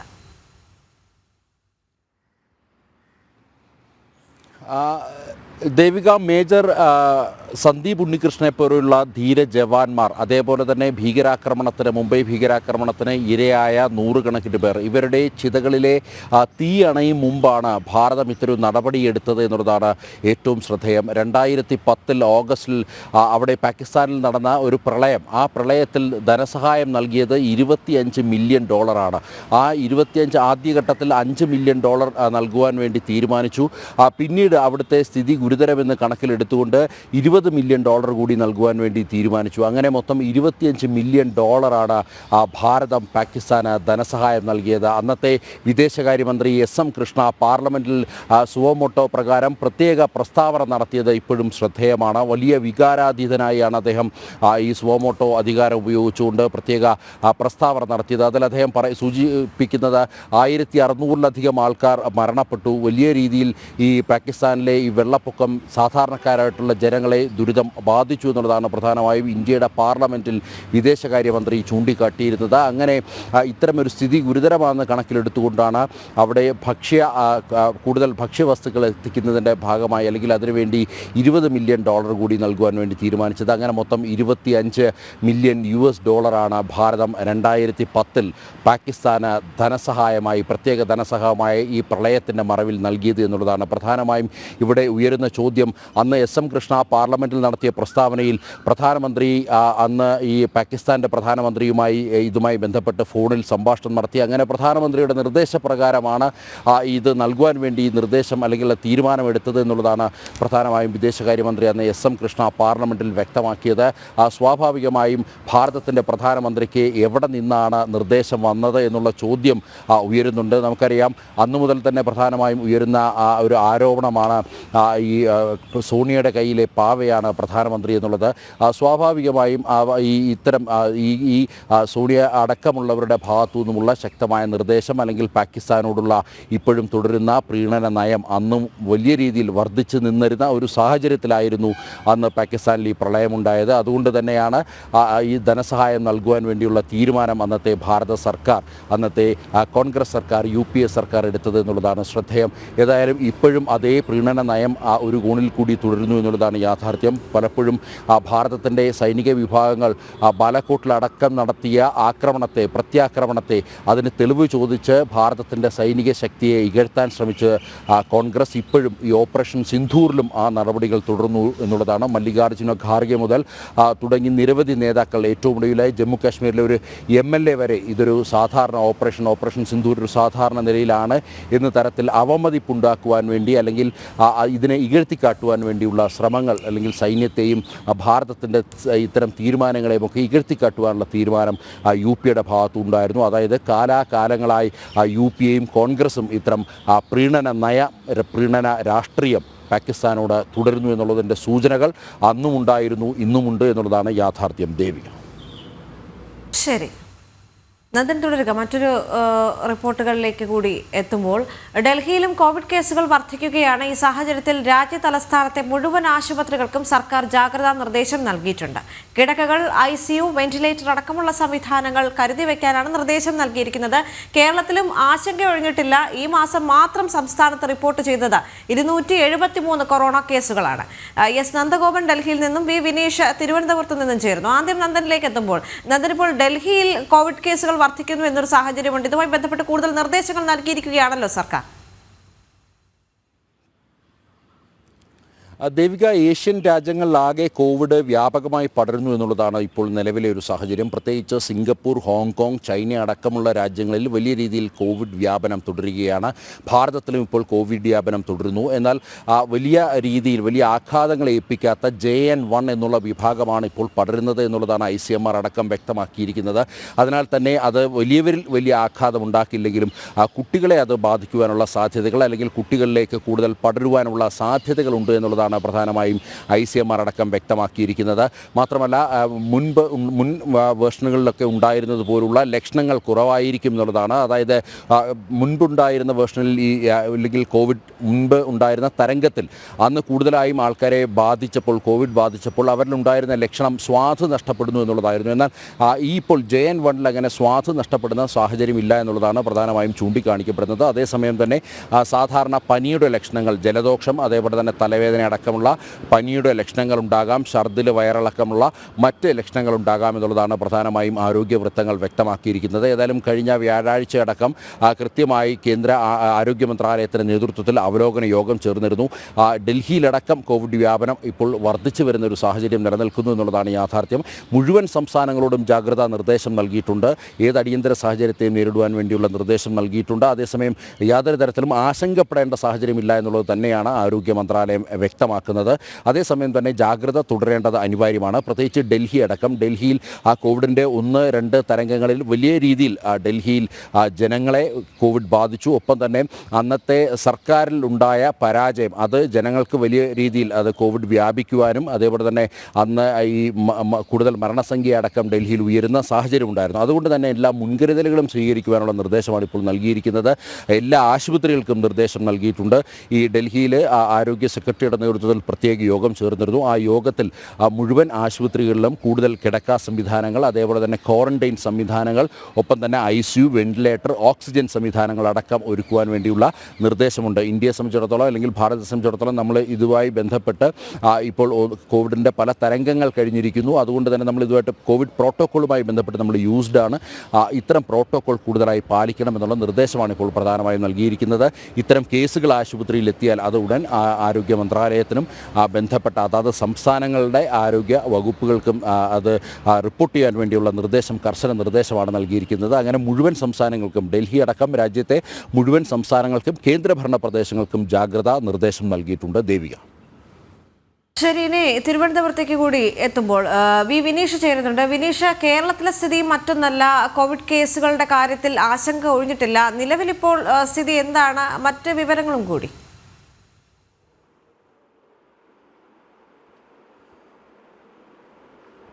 ദേവിക, നിലവിലെ സാഹചര്യത്തിൽ ഒരു ഇടവേളയ്ക്ക് ശേഷം സംസ്ഥാനത്ത് കൊറോണ ഒരു വ്യാപനം അതിലേക്ക് കാര്യങ്ങൾ എത്തുന്നു എന്ന് തന്നെയാണ് നമുക്ക് മനസ്സിലാക്കാൻ സാധിക്കുന്നത്. പക്ഷേ ഇപ്പോൾ ആരോഗ്യവകുപ്പ് നൽകിയിരിക്കുന്ന നിർദ്ദേശം നിലവിൽ വലിയ രീതിയിലുള്ള പരിഭ്രാന്തരാകേണ്ട സാഹചര്യമില്ല, ജാഗ്രത മുൻകരുതലുകൾ മാത്രം മതി എന്ന തരത്തിലുള്ള ഒരു നിർദ്ദേശം തന്നെയാണ് ആരോഗ്യവകുപ്പ് മുന്നോട്ട് നൽകിയിരിക്കുന്നത്. എന്തായിരുന്നാലും ആശുപത്രി തലങ്ങളിൽ, സർക്കാർ ആശുപത്രി തലങ്ങളിലും അതോടൊപ്പം തന്നെ സ്വകാര്യ ആശുപത്രി തലങ്ങളിലൊക്കെ തന്നെ ജാഗ്രതാ നിർദ്ദേശം സംസ്ഥാന ആരോഗ്യ വകുപ്പ് നൽകിയിരിക്കുന്നുണ്ട്. നിലവിൽ ഈ മാസം 273 കേസുകളാണ് സംസ്ഥാനത്ത് ഇതുവരെ കൊറോണ കേസുകളായി റിപ്പോർട്ട് ചെയ്തിട്ടുള്ളത്. കോട്ടയം ജില്ലയിൽ 82, തിരുവനന്തപുരം 73, എറണാകുളം 49 എന്നിങ്ങനെയാണ് കേസുകൾ റിപ്പോർട്ട് ചെയ്തിരിക്കുന്നത്. നിലവിലെ സാഹചര്യത്തിൽ ആശങ്കപ്പെടേണ്ടതില്ല എന്ന് തന്നെയാണ് ആരോഗ്യവകുപ്പ് മുന്നറിയിപ്പിലൂടെ അറിയിക്കുന്നത്. എന്തായിരുന്നാലും നിലവിൽ ഒരു മുൻകരുതലുകൾ സംസ്ഥാന ആരോഗ്യ വകുപ്പിന്റെ ഭാഗത്തുനിന്ന് ഇപ്പോൾ ഉണ്ടാകുന്നുണ്ട് എന്നത് തന്നെയാണ് നമുക്ക് മനസ്സിലാക്കാൻ സാധിക്കുന്നത്. ആരോഗ്യമന്ത്രി വീണ ജോർജ് ഇതുമായി ബന്ധപ്പെട്ടുള്ള നിർദ്ദേശങ്ങൾ സ്വകാര്യ ആശുപത്രികൾക്കും ഒപ്പം തന്നെ നമ്മുടെ സർക്കാർ ആശുപത്രികൾക്കും നൽകിയിട്ടുണ്ട് എന്ന്, മുൻകരുതലുകൾ വേണം എന്ന ഒരു നിർദ്ദേശം നൽകിയിട്ടുണ്ട്. ഒപ്പം തന്നെ ഏറ്റവും പ്രധാനം എന്ന് പറയുന്നത് ഹെപ്പറ്റൈറ്റിസ് എ, കോളറ, മഞ്ഞപ്പിത്തം എന്നീ രോഗങ്ങളും ഈ മഴക്കാലത്തോടനുബന്ധിച്ച് പടരാനുള്ള ഒരു സാഹചര്യം നിലനിൽക്കുന്നുണ്ട്. അതിനും മുൻകരുതലുകളും ജാഗ്രതയും വേണമെന്ന നിർദ്ദേശം തന്നെയാണ് ആരോഗ്യവകുപ്പ് മുന്നോട്ട് വയ്ക്കുന്നത്. ശരി, എന്തായാലും കൂടുതൽ ജാഗ്രതയോടുകൂടി മുന്നോട്ട് പോകണം എന്ന് തെളിയിക്കുന്ന ചില റിപ്പോർട്ടുകളാണ് ഈ ഒരു ഘട്ടത്തിൽ പുറത്തേക്ക് വരുന്നത്. കോവിഡുമായി ബന്ധപ്പെട്ട് കൂടുതൽ ജാഗ്രതകൾ ഉണ്ടാകേണ്ടതുണ്ട്. നമ്മൾ നേരത്തെ പാലിച്ചു വന്ന അതേ രീതികൾ കൂടുതൽ ശക്തമായി പാലിക്കേണ്ട ഒരു സാഹചര്യം കൂടിയുണ്ട്. സാനിറ്റൈസർ അടക്കം ഉപയോഗിക്കുക, അല്ലെങ്കിൽ മറ്റ് പ്രതിരോധ മാർഗങ്ങൾ സ്വീകരിക്കുക എന്നിങ്ങനെ നിരവധി കാര്യങ്ങൾ നമ്മുടെ മുന്നിലുണ്ട്. കോവിഡ് വ്യാപനം ഇപ്പോൾ ഉണ്ടാകുന്നു കേരളത്തിലും എന്ന റിപ്പോർട്ടുകളാണ് പുറത്തേക്ക് വരുന്നത്.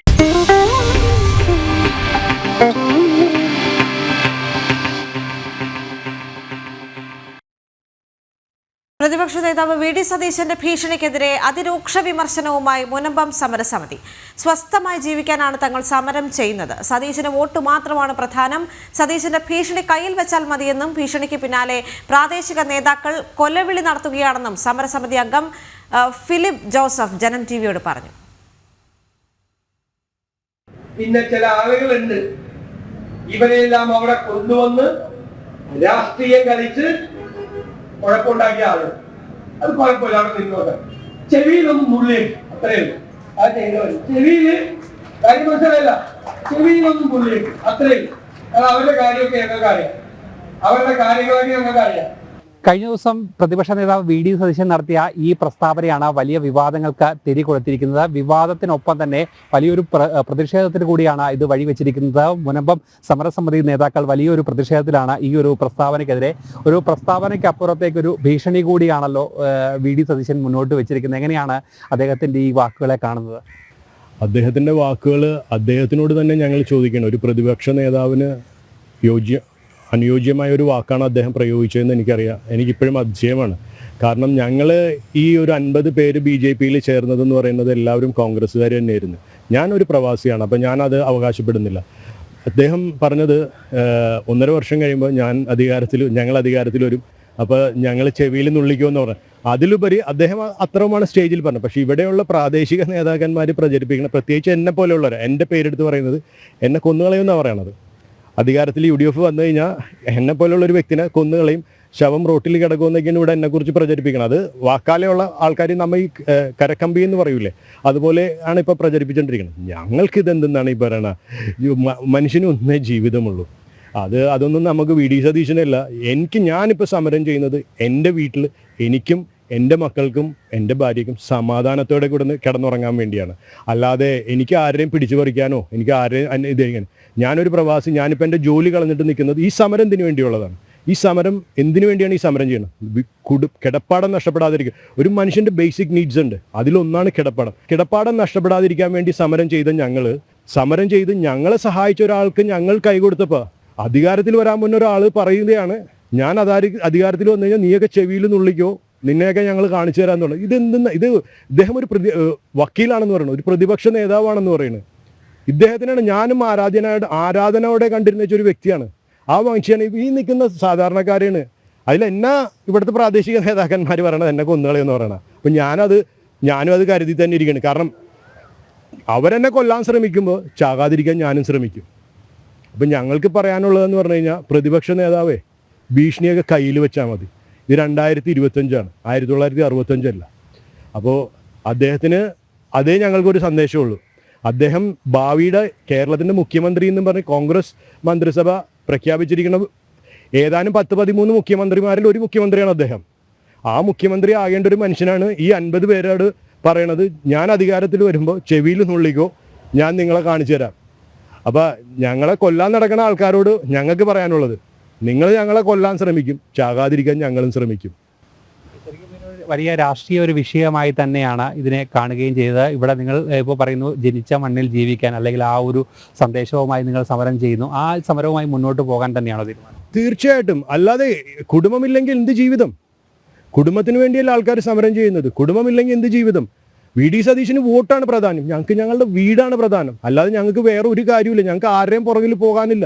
ഞങ്ങളുടെ വീട് കിട്ടിക്കഴിഞ്ഞാൽ ഞങ്ങൾക്ക് സമാധാനം. ഒരു സുപ്രഭാതത്തിൽ ഒരു തീവ്രവാദ നിയമമായി വന്ന് ഞങ്ങളുടെ കാര്യം, ഞങ്ങളുടെ വീട് ചുമ്മാ അങ്ങോട്ട് എഴുതിയെടുത്തിട്ട് പോയേക്കാണ്. അതിനെതിരെ സമരം ചെയ്ത ഞങ്ങളോടാണ് ഈ പറയുന്നത്, ചെവിയിൽ നുള്ളിക്കോ ഞാൻ അധികാരത്തിൽ വരുമ്പോൾ.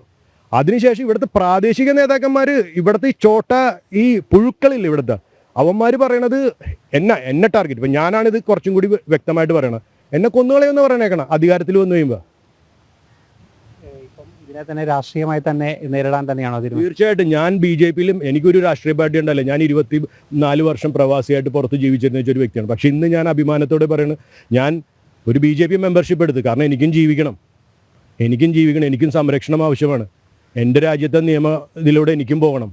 അപ്പം എന്നെ സഹായിക്കാൻ വന്നവനെ ഞാൻ അവനോട് തിരിച്ച് നന്ദി കാണിക്കണത്, ഒരു പട്ടിക്ക് നമ്മൾ ചോറ് കൊടുത്താൽ പട്ടി നമ്മളെ പിറ്റേ ദിവസം കാണുമ്പോൾ നമുക്ക് വാലാട്ടും. അപ്പം ഞങ്ങളെ രക്ഷിക്കാൻ വന്ന ആൾക്കാരുടെ കൂടെ ഞങ്ങൾ നിന്നതിന് ഞങ്ങളോട് ഇത്ര പേർക്ക് ദേഷ്യപ്പെടണം എന്താണ്? ഞാൻ വീണ്ടും പറയണം, അദ്ദേഹത്തിന് വോട്ടാണ്, ഞങ്ങൾക്ക് ഞങ്ങളുടെ കിടപ്പാടമാണ്.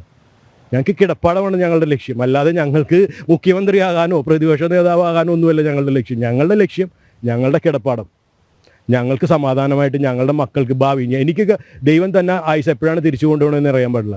പക്ഷെ നമ്മുടെ മക്കൾക്കെങ്കിലും സമാധാനത്തോടെ കിടന്നുറങ്ങണ്ടേ?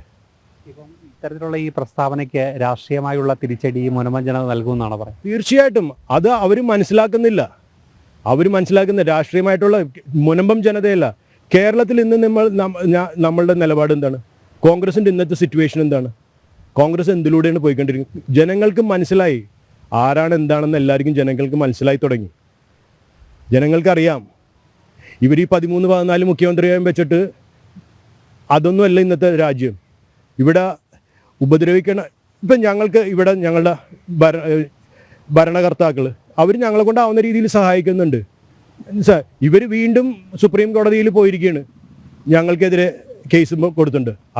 അതിലെടുത്ത് പറയുന്നുണ്ട്, മുനമ്പം ജനതനെ എടുത്ത് അവരുടെ വക്കാലത്തിൽ പറയുന്നുണ്ട്, അവരുടെ ഘടകകക്ഷി പറയുന്നുണ്ട്, ജീവിക്കാൻ ഒരു കാരണവശാലും അനുവദിക്കില്ല. ഇതിപ്പോൾ കൊന്നും കളയുമെന്നാണ് പറഞ്ഞിട്ട് നടക്കുന്നത്. ഈ പ്രശ്നത്തിനൊരു ശാശ്വത പരിഹാരം കാണുമെന്നുള്ളൊരു വിശ്വാസം തന്നെയാണ്. തീർച്ചയായിട്ടും. അതിനല്ലേ മോദിജിയുടെ ഗവൺമെൻറ് ഈ ഒരു പുതിയൊരു നിയമം കൊണ്ടുവന്നിരിക്കുന്നതും അതിന് ശാശ്വതമായ പരിഹാരം ഉണ്ടാവും. ഇപ്പോൾ ബഹുമാനപ്പെട്ട CM-ന്റെ നേതൃത്വത്തിൽ ഒരു കമ്മീഷൻ വന്നിട്ടുണ്ട്. ആ കമ്മീഷൻ ഞങ്ങൾക്ക് വളരെ അനുകൂലമായ ഒരു റിപ്പോർട്ട് കൊടുക്കുമെന്നാണ് ഞങ്ങൾ പ്രതീക്ഷിക്കുന്നത്. കാരണം അതിൽ ഞങ്ങൾ ഏറ്റവും കൂടുതൽ പ്രതീക്ഷ വെച്ചിരിക്കുന്നത്, അദ്ദേഹം വന്ന് മുനമ്പം ജനതയെ സന്ദർശിച്ചപ്പോൾ ഈ രാമേന്ദ്രൻ സാറ് എടുത്തു പറഞ്ഞൊരു കാര്യമുണ്ട്. ആ ഒരു കാര്യത്തിൽ ഞങ്ങൾ ഉറച്ചു വിശ്വസിക്കണം. അദ്ദേഹം പറഞ്ഞൊരു കാര്യം, ഒരു കോടതിയും ഇന്ത്യയിലെ ഒരു കോടതിയും മുനമ്പം ഭൂമി വഖഫാണെന്ന് പറഞ്ഞിട്ടില്ല. അപ്പോൾ ആ ഒരു പ്രതീക്ഷ ഞങ്ങൾക്കുണ്ട്. അപ്പോൾ അതിൽ ഞങ്ങൾ ആശ്വാസം കൊണ്ടിരിക്കുകയാണ്. പിന്നെ തീർച്ചയായിട്ടും ഭരിക്കുന്ന സർക്കാർ ഞങ്ങളുടെ കൂടെ ആയിരിക്കുള്ളൂ. ഇന്നും ഞങ്ങളുടെ MLA ഞങ്ങളെ വിളിച്ച് സംസാരിച്ചോളൂ, ഞങ്ങൾ നിങ്ങളുടെ കൂടെയുണ്ട്, എല്ലാ കാര്യത്തിനും കൂടെയുണ്ടെന്നും പറഞ്ഞ് ഞങ്ങളെ സംസാരിച്ചോളൂ. പക്ഷേ ഇപ്പം ഞങ്ങൾക്ക് ഉപദ്രവമായി മാറിയിരിക്കുന്നത് ഈ വക, ഇപ്പം ഞാൻ നേരത്തെ സംസാരിച്ച ആൾ പ്രതിപക്ഷ നേതാവ് ആണ്. ഞങ്ങൾക്കിപ്പോൾ ഏറ്റവും വലിയൊരു എന്താ പറയണ, ഒരു പാമ്പായി മാറിയേക്കേ. ഇനി ചില ഞെട്ടിപ്പിക്കുന്ന കണക്കുകളിലേക്കാണ്. സംസ്ഥാനത്ത് കുട്ടികൾക്ക് നേരെയുള്ള ലൈംഗിക അതിക്രമ കേസുകളിൽ പ്രതികളാകുന്ന ഉറ്റവരുടെ എണ്ണം ഞെട്ടിക്കുന്നതാണ്. 2023-24 വർഷം റിപ്പോർട്ട് ചെയ്ത 4663 കേസുകളിൽ 988 കുട്ടികൾ സ്വന്തം വീട്ടിൽ വെച്ച് പീഡനത്തിന് ഇരയായി. ക്രൈം റെക്കോർഡ്സ് ബ്യൂറോയുടെ കണക്കനുസരിച്ച് 4701 കുട്ടികളാണ് ഈ കാലയളവിൽ ലൈംഗികമായി പീഡിപ്പിക്കപ്പെട്ടത്. കോഴിക്കോട് നിന്ന് ദിസ്ന സുരേഷ് ചേരുന്നുണ്ട്. ദിസ്ന, ഞെട്ടിപ്പിക്കുന്ന കണക്കുകൾ തന്നെയാണ്. കാരണം നമുക്ക് ഒരിക്കലും ഉൾക്കൊള്ളാൻ പോലും കഴിയില്ല. പണ്ട് നമ്മൾ പറയുന്നത് ഏറ്റവും സേഫായിരിക്കുന്നത് കുട്ടികൾ അവരവരുടെ വീടുകളിൽ നിന്നാണ് എന്നാണ്. പക്ഷേ ഇപ്പോൾ വീടുകളിൽ നമ്മുടെ കുഞ്ഞുങ്ങൾ സുരക്ഷിതരാണോ എന്ന ചോദ്യം ഈ ഒരു ഘട്ടത്തിൽ വരുന്നുണ്ട്. ഏറ്റവും കൂടുതൽ കുട്ടികൾ പീഡിപ്പിക്കപ്പെടുന്ന ഒരു സാഹചര്യം വരുമ്പോൾ അതിൻ്റെ കണക്കുകൾ എടുത്ത് നോക്കുമ്പോൾ അതിൽ കൂടുതലും ഉറ്റവരാണ് അവരെ ഉപദ്രവിക്കുന്നത് എന്നത് വളരെയധികം ഞെട്ടിക്കുന്ന ഒരു കാര്യമാണല്ലോ.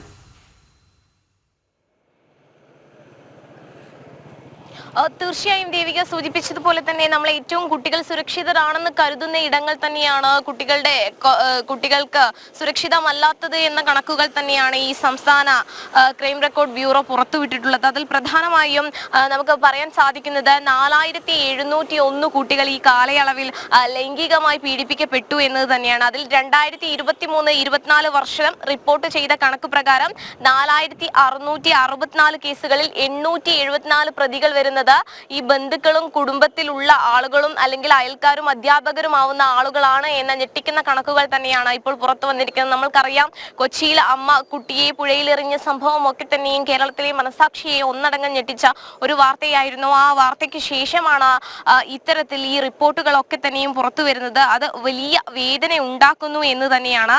2023-24 വർഷത്തെ കണക്കനുസരിച്ച് 4663 കേസുകളിലായി 4701 കുട്ടികളാണ് പീഡിപ്പിക്കപ്പെട്ടിട്ടുള്ളത്. മാത്രമല്ല 5002 പ്രതികളിൽ 439 പേർ കുടുംബാംഗങ്ങളാണ് എന്ന് ഞെട്ടിക്കുന്ന കണക്കുകളാണ് ഇപ്പോൾ നിലവിൽ പുറത്തു വന്നിട്ടുള്ളത്. അതിൽ പോക്സോ കേസിൽ ഉൾപ്പെട്ടിട്ടുള്ള ആളുകൾ ഉണ്ട്, അതോടൊപ്പം തന്നെ സുഹൃത്തുക്കളായിട്ടുള്ള ആളുകളുണ്ട്. അത്തരത്തിൽ നിരവധി കണക്കുകൾ ഇപ്പോൾ പുറത്തു വരുന്നു. ഈ കണക്കുകളൊക്കെ തന്നെയും കുട്ടികൾ കുടുംബങ്ങളിൽ സുരക്ഷിതരല്ല എന്ന് തെളിയിക്കുന്നതിന് ഉദാഹരണമായി മാറുകയാണ് ദേവിക. ശരി, എന്തായാലും കണക്കുകൾ ഞെട്ടിപ്പിക്കുന്നതാണ് എങ്കിൽ പോലും നമ്മുടെ കുഞ്ഞുങ്ങൾ എല്ലായിടത്തും സുരക്ഷിതരായി തന്നെ ഇരിക്കട്ടെ ഇനി വരുന്ന ദിവസങ്ങളിലെങ്കിലും എന്ന് നമുക്ക് പ്രത്യാശിക്കാം. ദിസ്ന സുരേഷാണ് കോഴിക്കോട് നിന്ന് വിവരങ്ങൾ നൽകിയത്. ഇനി കൊച്ചിയിലേക്ക് ഒരിക്കൽ കൂടി എത്തുമ്പോൾ എറണാകുളം മൂഴിക്കുളത്ത് പുഴയിലെറിഞ്ഞ് കൊന്ന 3 വയസ്സുകാരിയെ പീഡിപ്പിച്ച കേസിൽ പിതൃസഹോദരന്റെ കസ്റ്റഡി അപേക്ഷ ഇന്ന് കോടതി പരിഗണിക്കുന്നുണ്ട്. കൂടുതൽ ചോദ്യം ചെയ്യലിനും മറ്റും പ്രതിയെ കസ്റ്റഡിയിൽ വേണമെന്നാണ് പോലീസിന്റെ ആവശ്യം. കസ്റ്റഡിയിൽ ലഭിച്ച ശേഷം പ്രതിയെയും കുഞ്ഞിന്റെ അമ്മയെയും ഒരുമിച്ചിരുത്തി പോലീസ് ചോദ്യം ചെയ്യും. ജിജീഷ് കരുണാകരൻ ചേർന്ന് കൂടുതൽ വിവരങ്ങളുമായി. ജിജീഷ്, ഈ റിപ്പോർട്ടിന്റെ കൂടുതൽ വിശദാംശങ്ങൾ എന്തൊക്കെയാണ്?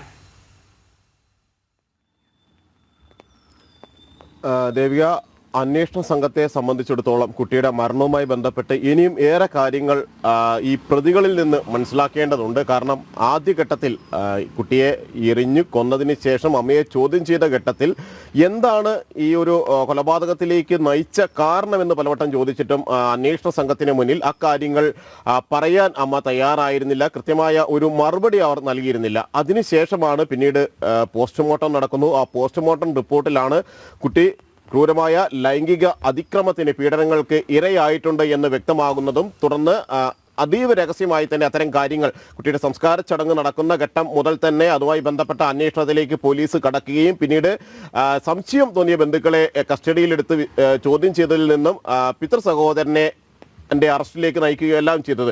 അതുകൊണ്ട് തന്നെ വിശദമായ ഒരു ചോദ്യം ചെയ്യൽ, ഇരുവരെയും ഒരുമിച്ചിരുത്തി അടക്കമുള്ള ഒരു ചോദ്യം ചെയ്യൽ അനിവാര്യമാണ് എന്നാണ് അന്വേഷണ സംഘം വ്യക്തമാക്കുന്നത്. ഇതിന്റെ അടിസ്ഥാനത്തിലാണ് 3 ദിവസത്തെ കസ്റ്റഡി അപേക്ഷ പ്രതിക്കായി, കുട്ടിയെ ലൈംഗികമായി ചൂഷണം ചെയ്ത കേസിൽ പ്രതിക്കായി അന്വേഷണ സംഘം ആവശ്യപ്പെട്ടിരിക്കുന്നത്. അതോടൊപ്പം തന്നെ കുട്ടിയെ പുഴയിലേക്ക് എറിഞ്ഞ് കൊലപ്പെടുത്തിയ അമ്മയെയും കസ്റ്റഡിയിൽ നിലവിൽ ലഭിച്ചിട്ടുണ്ട്. ഇരുവരെയും ഒരുമിച്ചിരുത്തി ചോദ്യം ചെയ്യുന്നതോടുകൂടി ഈ കേസുമായി ബന്ധപ്പെട്ട നിർണായകമായ ചില വിവരങ്ങൾ ലഭിക്കുമെന്ന് തന്നെയാണ് അന്വേഷണ സംഘം കരുതുന്നത്. പ്രത്യേകിച്ച് ഈ പ്രതിയെ ചോദ്യം ചെയ്തപ്പോൾ അയാൾ പറഞ്ഞിരുന്ന മൊഴികളിൽ ഒന്ന് എന്ന് പറയുന്നത് അമ്മയ്ക്ക് ഇക്കാര്യം അറിയാമായിരുന്നു. കുട്ടി പീഡനത്തിന് ഇരയാകുന്നുണ്ട് എന്ന കാര്യം അമ്മയ്ക്ക് കൃത്യമായി അറിയാമായിരുന്നു. ആ ചില സൂചനകൾ കുട്ടി പറഞ്ഞതനുസരിച്ച് അമ്മ മനസ്സിലാക്കുകയും അതിൻ്റെ പേരിൽ തന്നോട് ദേഷ്യത്തോടെ കാര്യങ്ങൾ ചോദിക്കുകയും എല്ലാം ചെയ്തു എന്ന് ഒരു ഘട്ടത്തിൽ പ്രതി മൊഴി നൽകി. എന്നാൽ ഒരു ഘട്ടത്തിലും അമ്മ ഇക്കാര്യങ്ങൾ സമ്മതിച്ചിട്ടില്ല. അത്തരമൊരു സംഭവം ഉണ്ടായിട്ടില്ല, അല്ലെങ്കിൽ തൻ്റെ അറിവിൽ ഇതൊന്നും പെട്ടിട്ടില്ല എന്ന കാര്യമാണ് അവർ മറുപടിയായി നൽകുകയും ചെയ്തിരുന്നത്. വലിയ ഒരു ഏകാന്തത അനുഭവിച്ചിരുന്നു എന്ന രീതിയിൽ അവർ സംസാരിക്കുന്നുണ്ട്. വീട്ടിലും കുടുംബത്തിലും എല്ലാം തന്നെ ഏകാന്തത അനുഭവിച്ചിരുന്നു. അത്തരം പ്രശ്നങ്ങളാണ് തന്നെ ഈ ഒരു നിലയിലേക്ക് എത്തിച്ചത് എന്നെല്ലാം പറയുമ്പോൾ അതാണ് മരണകാരണമെന്ന് വ്യക്തമാക്കാനുള്ള ഒരു ത്വരയാണ് കേസിൽ അറസ്റ്റിലായിട്ടുള്ള അമ്മയിൽ നിന്നുണ്ടാകുന്നത്. എന്നാൽ ഏതെങ്കിലും തരത്തിൽ കുട്ടി ലൈംഗിക പീഡനത്തിന് ഇരയായത് അമ്മയ്ക്കും അറിയാമായിരുന്നോ, അവർ ഇത്രയും കാലം അത് മറച്ചു വെക്കുകയായിരുന്നോ തുടങ്ങിയ കാര്യങ്ങളിലാണ് ഇനി പ്രധാനമായും വ്യക്തത വരാനുള്ളത്. അതുകൊണ്ട് തന്നെയാണ് ഇരുവരെയും ഒരുമിച്ചിരുത്തി ചോദ്യം ചെയ്യുക എന്നൊരു നടപടിയിലേക്ക് കടക്കുന്നത്. ഇന്നലെ കുട്ടിയുടെ അമ്മയുമായുള്ള തെളിവെടുപ്പ് മുഴിക്കുളത്ത് നടന്നിരുന്നു. കുട്ടിയെ പുഴയിലേക്ക് എറിഞ്ഞ കൊന്ന ഭാഗത്ത് അടക്കം എത്തിച്ചുകൊണ്ട് എങ്ങനെയാണ് ഈ കൊലപാതകം നടത്തിയത്, എങ്ങനെയാണ് കുട്ടിയെ വലിച്ചെറിഞ്ഞത് എന്നുള്ള കാര്യങ്ങളെല്ലാം തന്നെ അവരെ കൊണ്ട് വിശദീകരിപ്പിക്കുകയും ചെയ്യുന്നു. ഒരു ഘട്ടത്തിലും വലിയൊരു കുറ്റബോധം അവരുടെ ഭാവങ്ങളിൽ ഉണ്ടായിരുന്നില്ല എന്ന് തന്നെയായിരുന്നു ആ ഘട്ടങ്ങളിലെല്ലാം തന്നെ മനസ്സിലായത്. അതുകൊണ്ട് തന്നെ ഏറെ ദുരൂഹതകൾ ഈ കേസിന് ഉണ്ട് എന്ന് അന്വേഷണ സംഘം മനസ്സിലാക്കുന്നു. ഇതിനെല്ലാം തന്നെ ഒരു കൃത്യമായ മറുപടി ലഭിക്കണമെങ്കിൽ രണ്ട് പ്രതികളെയും വിശദമായി തന്നെ ചോദ്യം ചെയ്യേണ്ടതുണ്ട്. കൊലപാതക കേസിലെ പ്രതിയെയും ലൈംഗിക ചൂഷണ കേസിലെ പ്രതിയെയും വിശദമായി ചോദ്യം ചെയ്യണം. ചില ഘട്ടങ്ങളിൽ അവരെ ഒരുമിച്ചിരുത്തിയും വിവരങ്ങൾ തേടേണ്ടതുണ്ട്. അത്തരമൊരു നടപടികളുടെ ഭാഗമായ തുടർ നീക്കങ്ങളിലേക്കാണ് അന്വേഷണ സംഘം ഇപ്പോൾ കടന്നിരിക്കുന്നത്. ദേവിക. ശരി ജിതീഷ്, മറ്റൊരു കാര്യം കൂടി എത്തുമ്പോൾ ഈ കുട്ടിയുടെ അമ്മയെയും ഈ പ്രതിയെയും ഒരുമിച്ചിരുത്തിയായിരിക്കാം ഇനിയുള്ള ചോദ്യം ചെയ്യൽ ഉണ്ടാവുക എന്നുകൂടി അറിയിക്കുന്നുണ്ടല്ലേ ഈ ഒരു ഘട്ടത്തിൽ? തീർച്ചയായും അന്വേഷണ സംഘം വ്യക്തമാക്കുന്ന ഒരു പ്രധാനപ്പെട്ട കാര്യമെന്ന് പറയുന്നത് ഇരുവരെയും ഒരുമിച്ചിരുത്തി ചോദ്യം ചെയ്യേണ്ടതുണ്ട് എന്ന് തന്നെയാണ്. കാരണം ഈ മൊഴികളിലെ വൈരുദ്ധ്യം അത് പ്രത്യേകമായി തന്നെ തീർത്ത് മുന്നോട്ട് പോയാൽ മാത്രമാണ് ഈ അന്വേഷണത്തിൽ പുരോഗതി ഉണ്ടാവുകയുള്ളൂ എന്നതാണ് അന്വേഷണ സംഘം മനസ്സിലാക്കിയിരിക്കുന്ന ഒരു കാര്യം. കാരണം ഒരു ഘട്ടത്തിലും താൻ കുട്ടി ലൈംഗിക ചൂഷണത്തിന് ഇരയായിട്ടുണ്ട്, ലൈംഗിക പീഡനത്തിന് ഇരയായിട്ടുണ്ട് എന്ന കാര്യം മനസ്സിലാക്കിയിരുന്നില്ല എന്ന് പറയുന്നു. സ്വാഭാവികമായും കുട്ടി ഇത്തരം കാര്യങ്ങൾ അമ്മയോടാണ് തുറന്ന് പറയേണ്ടത്. തനിക്കുണ്ടാവുന്ന ഏത് ശാരീരിക പ്രശ്നങ്ങളും അമ്മയുമായി നല്ല ബന്ധം നിലനിന്നിരുന്നു എങ്കിൽ ആ അമ്മയോട് കുട്ടി പറയുമായിരുന്നു എന്ന കാര്യം പോലീസ് തന്നെ വ്യക്തമാക്കുന്നുണ്ട്. അതുകൊണ്ട് തന്നെ കുട്ടി പറഞ്ഞിട്ടുണ്ടാകാനുള്ള ഒരു സാധ്യതയും അവർ കാണുന്നുണ്ട്. അങ്ങനെ പറഞ്ഞിട്ടുണ്ടെങ്കിൽ എന്തുകൊണ്ട് അത് മറച്ചു വെച്ചു? ഇയാളിൽ നിന്ന് ഏതെങ്കിലും തരത്തിലുള്ള ഭീഷണികൾ ഉണ്ടായിരുന്നോ? മനഃപൂർവ്വം അത്തരം കാര്യങ്ങൾ മറച്ചു വയ്ക്കുകയായിരുന്നോ ചെയ്തിരുന്നത്? കുട്ടിയുടെ അച്ഛനോട് ഇക്കാര്യം എപ്പോഴെങ്കിലും അമ്മ പറഞ്ഞിട്ടുണ്ടോ? സഹോദരനിൽ നിന്ന് ലൈംഗിക ചൂഷണം, പിതൃ സഹോദരനിൽ നിന്ന് ലൈംഗിക പീഡനം ഉണ്ടാകുന്നു കുട്ടിക്ക് എന്ന കാര്യം കുട്ടി തന്നോട് പങ്കുവച്ചിരുന്നു എന്നും എന്ന ഒരു പ്രധാനപ്പെട്ട വിവരം അച്ഛനോട് ഏതെങ്കിലും ഘട്ടത്തിൽ കുട്ടി പറഞ്ഞിരുന്നോ? അയാളും ഈ കാര്യങ്ങൾ മറച്ചു വെക്കുകയായിരുന്നോ ചെയ്തത് എന്നീ കാര്യങ്ങളിലാണ് പ്രധാനമായും വ്യക്തത വരേണ്ടത്. മാത്രമല്ല ചോദ്യം ചെയ്യലിന്റെ ഒരു ഘട്ടത്തിൽ കുറ്റം സമ്മതിക്കുകയും മറ്റൊരു ഘട്ടത്തിൽ അത് നിഷേധിക്കുകയും എല്ലാം ചെയ്തുകൊണ്ട് മുന്നോട്ട് പോയ ലൈംഗിക ചൂഷണ കേസിൽ, ലൈംഗിക പീഡന കേസിലെ പ്രതിയെ സംബന്ധിച്ചിടത്തോളം വിശദമായി ചോദ്യം ചെയ്തുകൊണ്ട് മറ്റു ചില വിവരങ്ങൾ കൂടി ലഭ്യമാക്കേണ്ടതുണ്ട്. മറ്റ് കുട്ടികളെ ഇത്തരത്തിൽ ലൈംഗിക പീഡനങ്ങൾക്ക്, ചൂഷണങ്ങൾക്ക് ഇരയാക്കിയിട്ടുണ്ടോ എന്ന കാര്യത്തിൽ കൂടുതൽ വ്യക്തത വരേണം. കൊച്ചു കുട്ടികളോട് പ്രത്യേകമായി തന്നെ അമിത വാത്സല്യം പ്രകടിപ്പിച്ചിരുന്ന ഒരു സ്വഭാവമായിരുന്നു പ്രതിക്കെന്നാണ് പിന്നീട് ഈ ഒരു സംഭവത്തിന് ശേഷം ഒരു വഴിത്തിരിവ് തന്നെയാണ് ഈ കേസിൽ ഉണ്ടായത്. അമ്മയുടെ വെളിപ്പെടുത്തൽ കൂടി വന്നപ്പോൾ കൂടുതൽ കാര്യങ്ങൾ പുറത്തേക്ക് വരുന്ന സാഹചര്യമാണ്. വളരെ പ്രധാനപ്പെട്ട മറ്റൊരു റിപ്പോർട്ട് പരിശോധിക്കുകയാണെങ്കിൽ സംസ്ഥാനത്ത് പലയിടത്തും കനത്ത മഴ തുടരുകയാണ്. കടൽക്ഷോഭവും രൂക്ഷം. തീരദേശവാസികൾക്ക് ജാഗ്രതാ നിർദ്ദേശം നൽകിയിട്ടുണ്ട്. കാലവർഷം കേരള തീരത്ത് അടുക്കുന്നു. ശംഖുമുഖത്ത് നിന്ന് രാജീവ് ചേരുകയാണ്. രാജീവ്, പ്രത്യേകിച്ച് സംസ്ഥാനത്ത് വ്യാപക മഴ തുടരുമ്പോഴും തലസ്ഥാനത്ത് സ്ഥിതി രൂക്ഷമാണെന്ന് നമുക്ക് പറയേണ്ടി വരും. ഇപ്പോൾ കടൽക്ഷോഭവും ഉണ്ടാകുന്നു എന്നറിയാൻ സാധിക്കുന്നുണ്ട്. എങ്ങനെയാണിപ്പോൾ തീരദേശത്തെ അവസ്ഥ? മറ്റു വിവരങ്ങളും കൂടി. ദേവിക, എന്നാലും സംസ്ഥാനത്ത് ശക്തമായ മഴ തന്നെയാണ് കഴിഞ്ഞ മണിക്കൂറുകളിൽ തുടരുന്നത്. അതിൽ തന്നെ തിരുവനന്തപുരത്താണ് ഏറ്റവും ശക്തമായ മഴ. ഒരുപക്ഷെ കഴിഞ്ഞ ദിവസം വൈകുന്നേരം മുതൽ ആരംഭിച്ച മഴ ഇപ്പോഴും തുടരുന്നു എന്നതാണ് ഏറ്റവും പ്രധാനപ്പെട്ട ഒരു കാര്യം. കഴിഞ്ഞ ദിവസം രാത്രിയൊക്കെ വലിയ മഴ തന്നെയായിരുന്നു തിരുവനന്തപുരത്ത് അനുഭവപ്പെട്ടത്. അതുകൊണ്ട് തന്നെ താഴ്ന്ന പ്രദേശങ്ങളൊക്കെ വെള്ളത്തിനടിയിലാകുന്ന ഒരു സാഹചര്യം ഉണ്ടായി. മാത്രമല്ല നഗരത്തിൽ ഗതാഗതക്കുരുക്കും രൂക്ഷമാകുന്ന ഒരു സാഹചര്യമാണ് ഇപ്പോൾ തിരുവനന്തപുരത്തുള്ളത്. അതിനൊപ്പം തന്നെയാണ് ഈ കടൽക്ഷോഭവും തിരുവനന്തപുരത്ത് രൂക്ഷമായി തുടരുന്നത്. ഞാനിപ്പോൾ നിൽക്കുന്നത് ശംഖുമുഖത്താണ്. ഒരുപക്ഷെ ഈ ശംഖുമുഖത്ത് ബീച്ച് ഉൾപ്പെടെ കടൽ കയറിയ ഒരു അവസ്ഥയിലേക്ക് പോകുന്നു. ഒരുപക്ഷെ സാധാരണ ദിവസങ്ങളിലൊക്കെ നോക്കുകയാണെങ്കിൽ നിരവധി ആളുകളാണ് ഈ ബീച്ചിലേക്ക് എത്തിക്കൊണ്ടിരുന്നത്. ഈ ബീച്ച്, അതായത് ആളുകൾ തടിച്ചുകൂടിയിരുന്ന, ആളുകൾ വന്ന് ആഘോഷിച്ചിരുന്ന ആ ബീച്ചാണ് ഇപ്പോൾ നമുക്ക് കാണാൻ കഴിയുന്നത്. അത് ഏകദേശം പൂർണ്ണമായും കടലെടുത്തിരിക്കുന്ന ഒരു സാഹചര്യം. വലിയ തിരമാലകൾ ബീച്ചിലേക്ക് അടിച്ചു കയറുന്ന ഒരു സാഹചര്യമാണ് ഉള്ളത്. ഈ മണൽത്തിട്ടകൾ ഇപ്പോൾ കടലെടുത്തിരിക്കുന്ന ഒരു സാഹചര്യമാണ്. ആ രീതിയിൽ വലിയ കടൽക്ഷോഭം തന്നെയാണ് ഇപ്പോൾ തിരുവനന്തപുരത്ത് അനുഭവപ്പെട്ടുകൊണ്ടിരിക്കുന്നത്. ഇത് ശംഖുമുഖത്ത് മാത്രമല്ല വലിയതൂർ ഉൾപ്പെടെയുള്ള മേഖലകളിലും അതുപോലെ തന്നെ വർക്കല ഉൾപ്പെടെയുള്ള മേഖലകളിലും രൂക്ഷമായ കടൽക്ഷോഭം തന്നെ അനുഭവപ്പെട്ടുകൊണ്ടിരിക്കുന്നു എന്നാണ് നമുക്ക് ലഭിക്കുന്ന വിവരം. മത്സ്യത്തൊഴിലാളികൾ ഉൾപ്പെടെയുള്ളവർ വളരെ ആശങ്കയിൽ തന്നെയാണ്. കാരണം വരും മണിക്കൂറുകളിലും കനത്ത മഴ തുടരും എന്ന് തന്നെയാണ് ലഭിക്കുന്ന വിവരം. ഇതിന്റെ അടിസ്ഥാനത്തിൽ ഒരുപക്ഷെ ഈ തീരപ്രദേശത്ത് താമസിക്കുന്നവരെ മാറ്റിപ്പാർപ്പിക്കുന്ന ഉൾപ്പെടെയുള്ള നടപടികളിലേക്ക് ജില്ലാ ഭരണകൂടം കടന്നേക്കും. നിലവിൽ തന്നെ സംസ്ഥാനത്ത് ബീച്ചുകളിൽ പ്രവേശിക്കുന്നതിന് ജില്ലാ ഭരണകൂടം നിയന്ത്രണം ഏർപ്പെടുത്തിയിട്ടുണ്ട്. അടുത്ത 2 ദിവസത്തേക്ക് ബീച്ചുകളിൽ പോകരുത് എന്ന നിർദ്ദേശമാണ് ജില്ലാ കളക്ടർ ഉൾപ്പെടെ നൽകിയിരിക്കുന്നത്. കാരണം അത്രയേറെ ശക്തമായ കടൽക്ഷോഭം തന്നെയാണ് ഇവിടെ അനുഭവപ്പെട്ടുകൊണ്ടിരിക്കുന്നത്. സാധാരണ ദിവസങ്ങളിലൊക്കെ രാവിലെ ഇവിടെ മത്സ്യത്തൊഴിലാളികൾ ഉൾപ്പെടെ എത്താറുണ്ട്, മത്സ്യബന്ധനം ഉൾപ്പെടെ ഈ തീരങ്ങൾ കേന്ദ്രീകരിച്ച് നടത്താറുണ്ട്. ആ ഒരു തീരമാണ്, ആ തീരത്ത് ഇപ്പോൾ കടൽ ഏകദേശം നല്ല രീതിയിൽ കടൽ കയറിയ ഒരു സാഹചര്യമാണ് നിൽക്കുന്നത്. ബീച്ച് പൂർണ്ണമായും കടൽ കവർന്നെടുത്തിരിക്കുന്ന ഒരു കാഴ്ചയാണ് നമുക്ക് ഇവിടെ നിന്ന് കാണാൻ കഴിയുന്നത്. ഒരുപക്ഷെ ഈ കടൽക്ഷോഭം രൂക്ഷമായി തന്നെ തുടരുകയാണെങ്കിൽ മത്സ്യത്തൊഴിലാളികളുടെ ജീവിതം ദുരിതപൂർണ്ണമാകും എന്ന കാര്യത്തിൽ സംശയമില്ല. അതനുസരിച്ചുള്ള ക്രമീകരണങ്ങൾ, അതനുസരിച്ചുള്ള നടപടികൾ ജില്ലാ ഭരണകൂടത്തിന്റെ ഭാഗത്ത് നിന്ന് വേണം എന്ന ആവശ്യം കൂടി ഉയരുന്നുണ്ട്. കാരണം വരുന്ന 3 ദിവസം കൂടി ശക്തമായ മഴ തുടരും എന്നാണ് കാലാവസ്ഥാ നിരീക്ഷണ കേന്ദ്രം അറിയിച്ചിരിക്കുന്നത്. ഈ അലർട്ടുകൾ മാറി മാറി വരുന്നുണ്ട്. ഇനി 10 മണിക്കാണ് അടുത്ത അലർട്ട് കാലാവസ്ഥാ നിരീക്ഷണ കേന്ദ്രം പ്രഖ്യാപിക്കുക. ഏതായാലും വരുന്ന 3 ദിവസം കൂടി അതിശക്തമായ മഴ തുടരും എന്നാണ് കാലാവസ്ഥാ നിരീക്ഷണ കേന്ദ്രം അറിയിച്ചിരിക്കുന്നത്. തിരുവനന്തപുരത്തെ സാഹചര്യം പരിശോധിക്കുകയാണെങ്കിൽ കഴിഞ്ഞ ദിവസം വൈകുന്നേരം മുതൽ അതിശക്തമായ മഴ തുടരുകയായിരുന്നു. ആ മഴയാണ് ഇപ്പോഴും തുടരുന്നത്. വരുന്ന മണിക്കൂറുകളിലും വരുന്ന 3 മണിക്കൂറിനുള്ളിൽ അതിശക്തമായ മഴയ്ക്ക് സാധ്യതയുണ്ട് എന്ന് തന്നെയാണ് കാലാവസ്ഥാ നിരീക്ഷണ കേന്ദ്രം വ്യക്തമാക്കുന്നത്. ഏതായാലും ഈ തീരപ്രദേശങ്ങളുടെ കാര്യമെടുക്കുകയാണെങ്കിൽ വലിയ രീതിയിലുള്ള കടലാക്രമണം തുടരുന്നു, കടൽക്ഷോഭം തുടരുന്നു എന്നതാണ് ഏറ്റവും പ്രധാനപ്പെട്ട ഒരു കാര്യം. തീരദേശത്ത് അതീവ ജാഗ്രത പ്രഖ്യാപിച്ചിട്ടുണ്ട്. കടൽ ഇറങ്ങരുത്, കടൽ തീരദേശത്തേക്ക് ഇറങ്ങരുത്, അല്ലെങ്കിൽ ബീച്ചിൽ പ്രവേശിക്കരുത് എന്ന തരത്തിലുള്ള മുന്നറിയിപ്പാണ് നിലവിലിപ്പോൾ ജില്ലാ ഭരണകൂടത്തിൻ്റെ ഭാഗത്തു നിന്നും നൽകിയിരിക്കുന്നത്. ആ രീതിയിലുള്ള ക്രമീകരണങ്ങൾ ഏതായാലും ജില്ലാ ഭരണകൂടത്തിൻ്റെ ഭാഗത്തു നിന്ന് നൽകിയിരിക്കുന്നു. കോസ്റ്റ് ഗാർഡ് ഉൾപ്പെടെ കടലിൽ നിരീക്ഷണവും ശക്തമാക്കിയിട്ടുണ്ട്. മത്സ്യത്തൊഴിലാളികളോട് കടലിൽ പോകരുത് എന്ന കർശനമായ നിർദ്ദേശം തന്നെ നൽകിയിരിക്കുന്നു. അടുത്ത 3 ദിവസത്തേക്ക് കടലിൽ പോകരുത് എന്ന കർശനമായ നിർദ്ദേശമാണ് നൽകിയിരിക്കുന്നത്. ദേവിക. ശരി രാജീവ്, നമ്മൾ വളരെ മുൻപ് തന്നെ പ്രേക്ഷകരുടെ അറിവിലേക്ക് റിപ്പോർട്ട് ചെയ്തിരുന്നു. കനത്ത മഴയെ തുടർന്ന് എയർ ഇന്ത്യ വിമാനം വൈകുന്നു എന്നൊരു റിപ്പോർട്ടാണ് ഏറ്റവും പുതുതായി വന്നിരിക്കുന്നത്. തിരുവനന്തപുരത്ത് നിന്ന് 6:30 പുറപ്പെടേണ്ടിയിരുന്ന വിമാനമാണ് വൈകുന്നത്. ഡൽഹിക്ക് പുറപ്പെടേണ്ട വിമാനമാണ് ഇതെന്ന് കൂടി നമ്മൾ പറഞ്ഞു വെച്ചിരുന്നു നേരത്തെ. ഇതുമായി ബന്ധപ്പെട്ട് കൂടുതൽ എന്തെങ്കിലും അറിയാൻ സാധിക്കുന്നുണ്ടോ രാജീവ്? കാരണം മഴയെ തുടർന്നാണ് ഇപ്പോൾ വിമാനം വൈകുന്നത്. ദേവിക, 6:30 പോകേണ്ട എയർ ഇന്ത്യ വിമാനമാണ് നിലവിൽ വൈകിയിരിക്കുന്നത്. കാരണം കനത്ത മഴയും കനത്ത കാറ്റുമായിരുന്നു രാവിലെ മുതൽ തിരുവനന്തപുരത്ത് അനുഭവപ്പെട്ടിരുന്നത്. വിമാനത്താവള പരിസരത്തൊക്കെ കനത്ത മഴയും കനത്ത കാറ്റും ഉണ്ടായിരുന്നു. അതിനെ തുടർന്ന് വിമാനം വൈകി എന്ന അറിയിപ്പാണ് നിലവിൽ ലഭിച്ചിരിക്കുന്നത്. 8 മണിക്ക് ശേഷം വിമാനം പുറപ്പെടും എന്ന അറിയിപ്പ് നിലവിൽ നൽകിയിട്ടുണ്ട്. അതനുസരിച്ചുള്ള ക്രമീകരണങ്ങൾ, കൂടുതൽ വിമാനങ്ങൾ വൈകിയതുമായി ബന്ധപ്പെട്ട അറിയിപ്പുകൾ ലഭിച്ചിട്ടില്ല. ഏതായാലും ഈ ചില മത്സ്യബന്ധന മേഖലയിലുള്ളവർ ഇപ്പോൾ നമുക്കിപ്പോൾ ഉണ്ട്. ചേട്ടാ, വലിയ രീതിയിലുള്ള കടൽക്ഷോഭമാണോ ഇപ്പോൾ? കടൽക്ഷോഭം ഇതുവരെ വന്നിട്ടില്ല. ഇത് ചെറുതായിട്ട് വന്നിട്ടുള്ളൂ. ഇത് കടൽക്ഷോഭത്തിന് ആരംഭം തന്നെ. ഇതെല്ലാം പോവും. ഇത് കംപ്ലീറ്റും പോകും. ഇവിടെ കടലേറിയ മുകളിലൂടെ പോവും. പിന്നെ ഇവിടെ നിൽക്കാൻ പറ്റൂല. അതിന് പുറത്ത് നിൽക്കണം വരുന്നവരും. അല്ല, നേരത്തെ ഉണ്ടായിരുന്ന ആ ബീച്ച് മുഴുവൻ ഇപ്പം പോയിരിക്കല്ലേ? ഇപ്പം ഇവിടെ നിന്ന് കംപ്ലീറ്റും പോയിട്ടുണ്ട്. പിന്നെ മറ്റേ പടി കെട്ടിയിട്ടുണ്ട്. അതെല്ലാം കടൽ വലിച്ചുകൊണ്ട് പോയിട്ടുണ്ട്. ഇനി വരെയാണെങ്കിൽ ഇതെല്ലാം പോകും. വലിയ കൊട്ടാരം വരെ പോകും.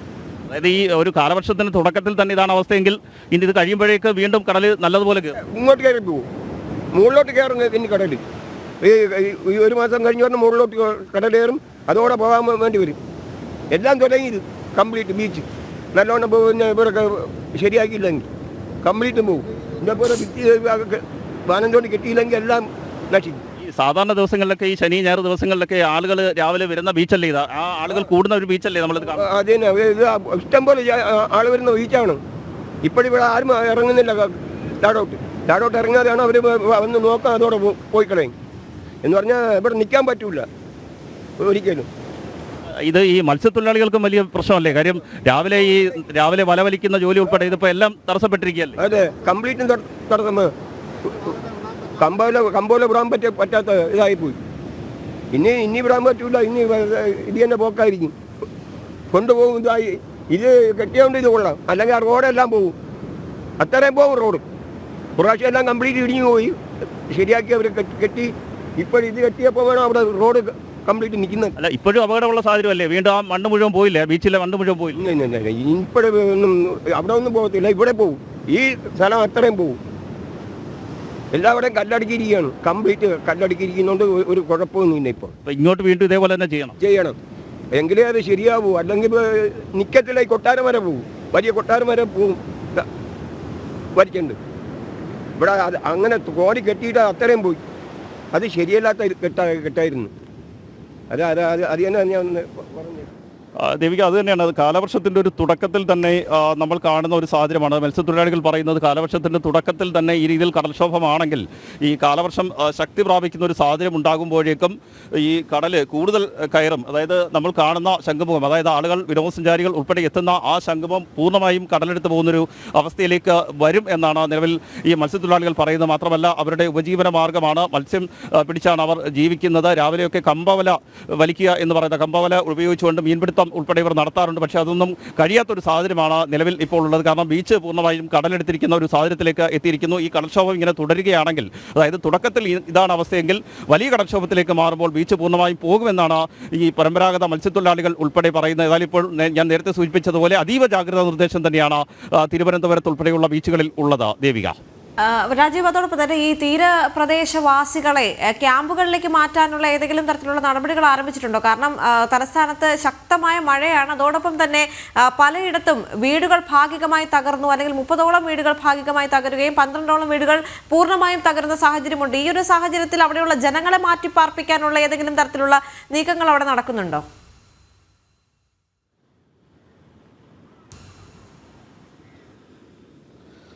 ദേവിക, കഴിഞ്ഞ ദിവസം മുതലാണ് മഴ തിരുവനന്തപുരത്ത് ഉൾപ്പെടെ വളരെ ശക്തമായി തുടർന്നത്. മാത്രമല്ല, ഈ കടൽക്ഷോഭവും ഞാൻ നേരത്തെ സൂചിപ്പിച്ചതുപോലെ വലിയൊരു കടൽക്ഷോഭത്തിലേക്ക് എത്തുന്നതേ ഉള്ളൂ. ഏതായാലും തീരദേശ മേഖലയിൽ ജാഗ്രതാ നിർദ്ദേശം നൽകിയിട്ടുണ്ട്. തീരദേശത്ത് നിന്ന് മാറി താമസിക്കണം, അപകടമുള്ള മേഖലകളിൽ നിന്ന് മാറി താമസിക്കണമെന്ന ജാഗ്രതാ നിർദ്ദേശം നൽകിയിട്ടുണ്ട്. ഇവരെ മാറ്റിപ്പാർപ്പിക്കുന്നതിനുള്ള നടപടിക്രമങ്ങൾ പൂർത്തീകരിക്കുമെന്ന് നേരത്തെ ജില്ലാ ഭരണകൂടം അറിയിച്ചു. അതനുസരിച്ചുള്ള നടപടികൾ ഉണ്ടാകുമെന്നാണ് നമുക്ക് മനസ്സിലാക്കാൻ കഴിയുന്നത്. വരും മണിക്കൂറുകളിൽ ഇതനുസരിച്ചുള്ള കൂടുതൽ വിവരങ്ങൾ ലഭ്യമാകാനുള്ള സാധ്യതയുണ്ട്. പക്ഷേ നമുക്ക് ദൃശ്യങ്ങളിൽ കാണാം, നമ്മൾ നിന്ന ഭാഗത്തേക്ക് കൂടി ഇപ്പോൾ കടലിൽ കയറുന്ന ഒരു സാഹചര്യമുണ്ട്. അതായത് കടൽക്ഷോഭം വളരെ രൂക്ഷമായി തന്നെ തുടരുന്നു. ആ ഒരു സാഹചര്യമാണ് നിലവിലുള്ളത്. അപകടകരമായ ഒരു അവസ്ഥയിലേക്ക് തീരദേശ മേഖല മാറുന്നു. അതുകൊണ്ട് തന്നെയാണ് കഴിഞ്ഞ ദിവസം തന്നെ ജില്ലാ ഭരണകൂടം ജാഗ്രതാ നിർദ്ദേശം പുറപ്പെടുവിച്ചതും ബീച്ചുകളിലേക്ക് പൊതുജനങ്ങൾ പോകരുത് എന്നൊരു നിർദ്ദേശം നൽകിയതും. ഒരുപക്ഷെ വരും മണിക്കൂറുകളിൽ ഈ മഴ ശക്തി പ്രാപിക്കുകയും കാറ്റ് ശക്തി പ്രാപിക്കുകയും ചെയ്യുകയാണെങ്കിൽ വരും മണിക്കൂറുകളിൽ കൂടുതൽ നടപടികൾ ജില്ലാ ഭരണകൂടത്തിന്റെ ഭാഗത്തു നിന്നും ദുരന്ത നിവാരണ അതോറിറ്റിയുടെ ഭാഗത്തു നിന്നും ഉണ്ടാകാനുള്ള സാധ്യതയുണ്ട്. ഏതായാലും നിലവിൽ കാലാവസ്ഥാ നിരീക്ഷണ കേന്ദ്രം നൽകുന്ന മുന്നറിയിപ്പ് അനുസരിച്ച് സംസ്ഥാനത്ത് 3 ദിവസം കൂടി അതിശക്തമായ മഴ തുടരും. കടൽക്ഷോഭം ഉൾപ്പെടെ ശക്തി പ്രാപിക്കാനുള്ള സാധ്യതയുണ്ട്, കാറ്റ് ശക്തി പ്രാപിക്കാനുള്ള സാധ്യതയുണ്ട് എന്നാണ് നിലവിൽ കാലാവസ്ഥാ നിരീക്ഷണ കേന്ദ്രവും ദുരന്ത നിവാരണ അതോറിറ്റിയും അറിയിച്ചിരിക്കുന്നത്. അതനുസരിച്ചുള്ള ക്രമീകരണങ്ങൾ തിരുവനന്തപുരത്ത് മാത്രമല്ല മറ്റു ജില്ലകളിലും അതനുസരിച്ചുള്ള ക്രമീകരണങ്ങൾ ഏർപ്പെടുത്തിയിട്ടുണ്ട്.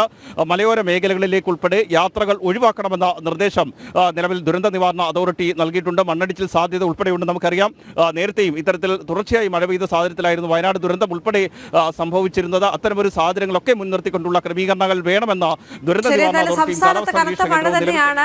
പ്രത്യേകിച്ച് തിരുവനന്തപുരത്തെ സംബന്ധിച്ചിടത്തോളം സ്ഥിതി രൂക്ഷമാണ് എന്ന് ഈ ഒരു ഘട്ടത്തിൽ പറയേണ്ടി വരും. കാരണം പലയിടത്തും ശക്തമായ കാറ്റും മഴയുമാണ്. വീടുകളെല്ലാം വീടുകൾ എനിക്ക് തോന്നുന്നു 30ഓളം വീടുകൾ തകർന്നു എന്നാണ് റിപ്പോർട്ടുകൾ പറയുന്നത്. അതോടൊപ്പം തന്നെ 12ഓളം വീടുകൾ പൂർണ്ണമായും തകർന്നിട്ടുണ്ട്. പലയിടത്തും വെള്ളക്കെട്ട് രൂക്ഷമാണ്.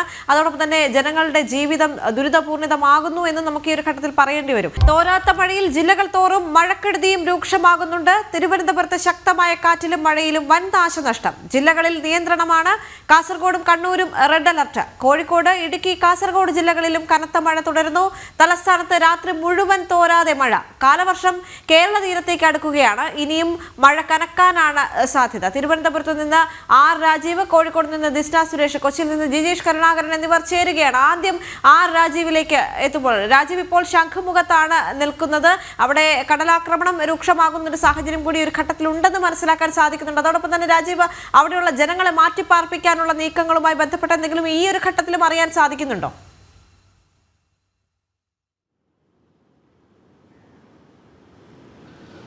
ദേവിക, കഴിഞ്ഞ ദിവസം വൈകുന്നേരം മുതൽ തുടങ്ങിയ മഴ തിരുവനന്തപുരത്ത് ഇപ്പോഴും ശക്തമായി തുടരുകയാണ്. കഴിഞ്ഞ ദിവസം രാത്രിയൊക്കെ അതിശക്തമായ മഴയായിരുന്നു തിരുവനന്തപുരത്ത് ലഭിച്ചത്. മഴ മാത്രമല്ല, അതിശക്തമായ കാറ്റും തിരുവനന്തപുരത്ത് ഉണ്ടായിരുന്നു. ആ മഴ ഇപ്പോഴും തുടരുകയാണ്.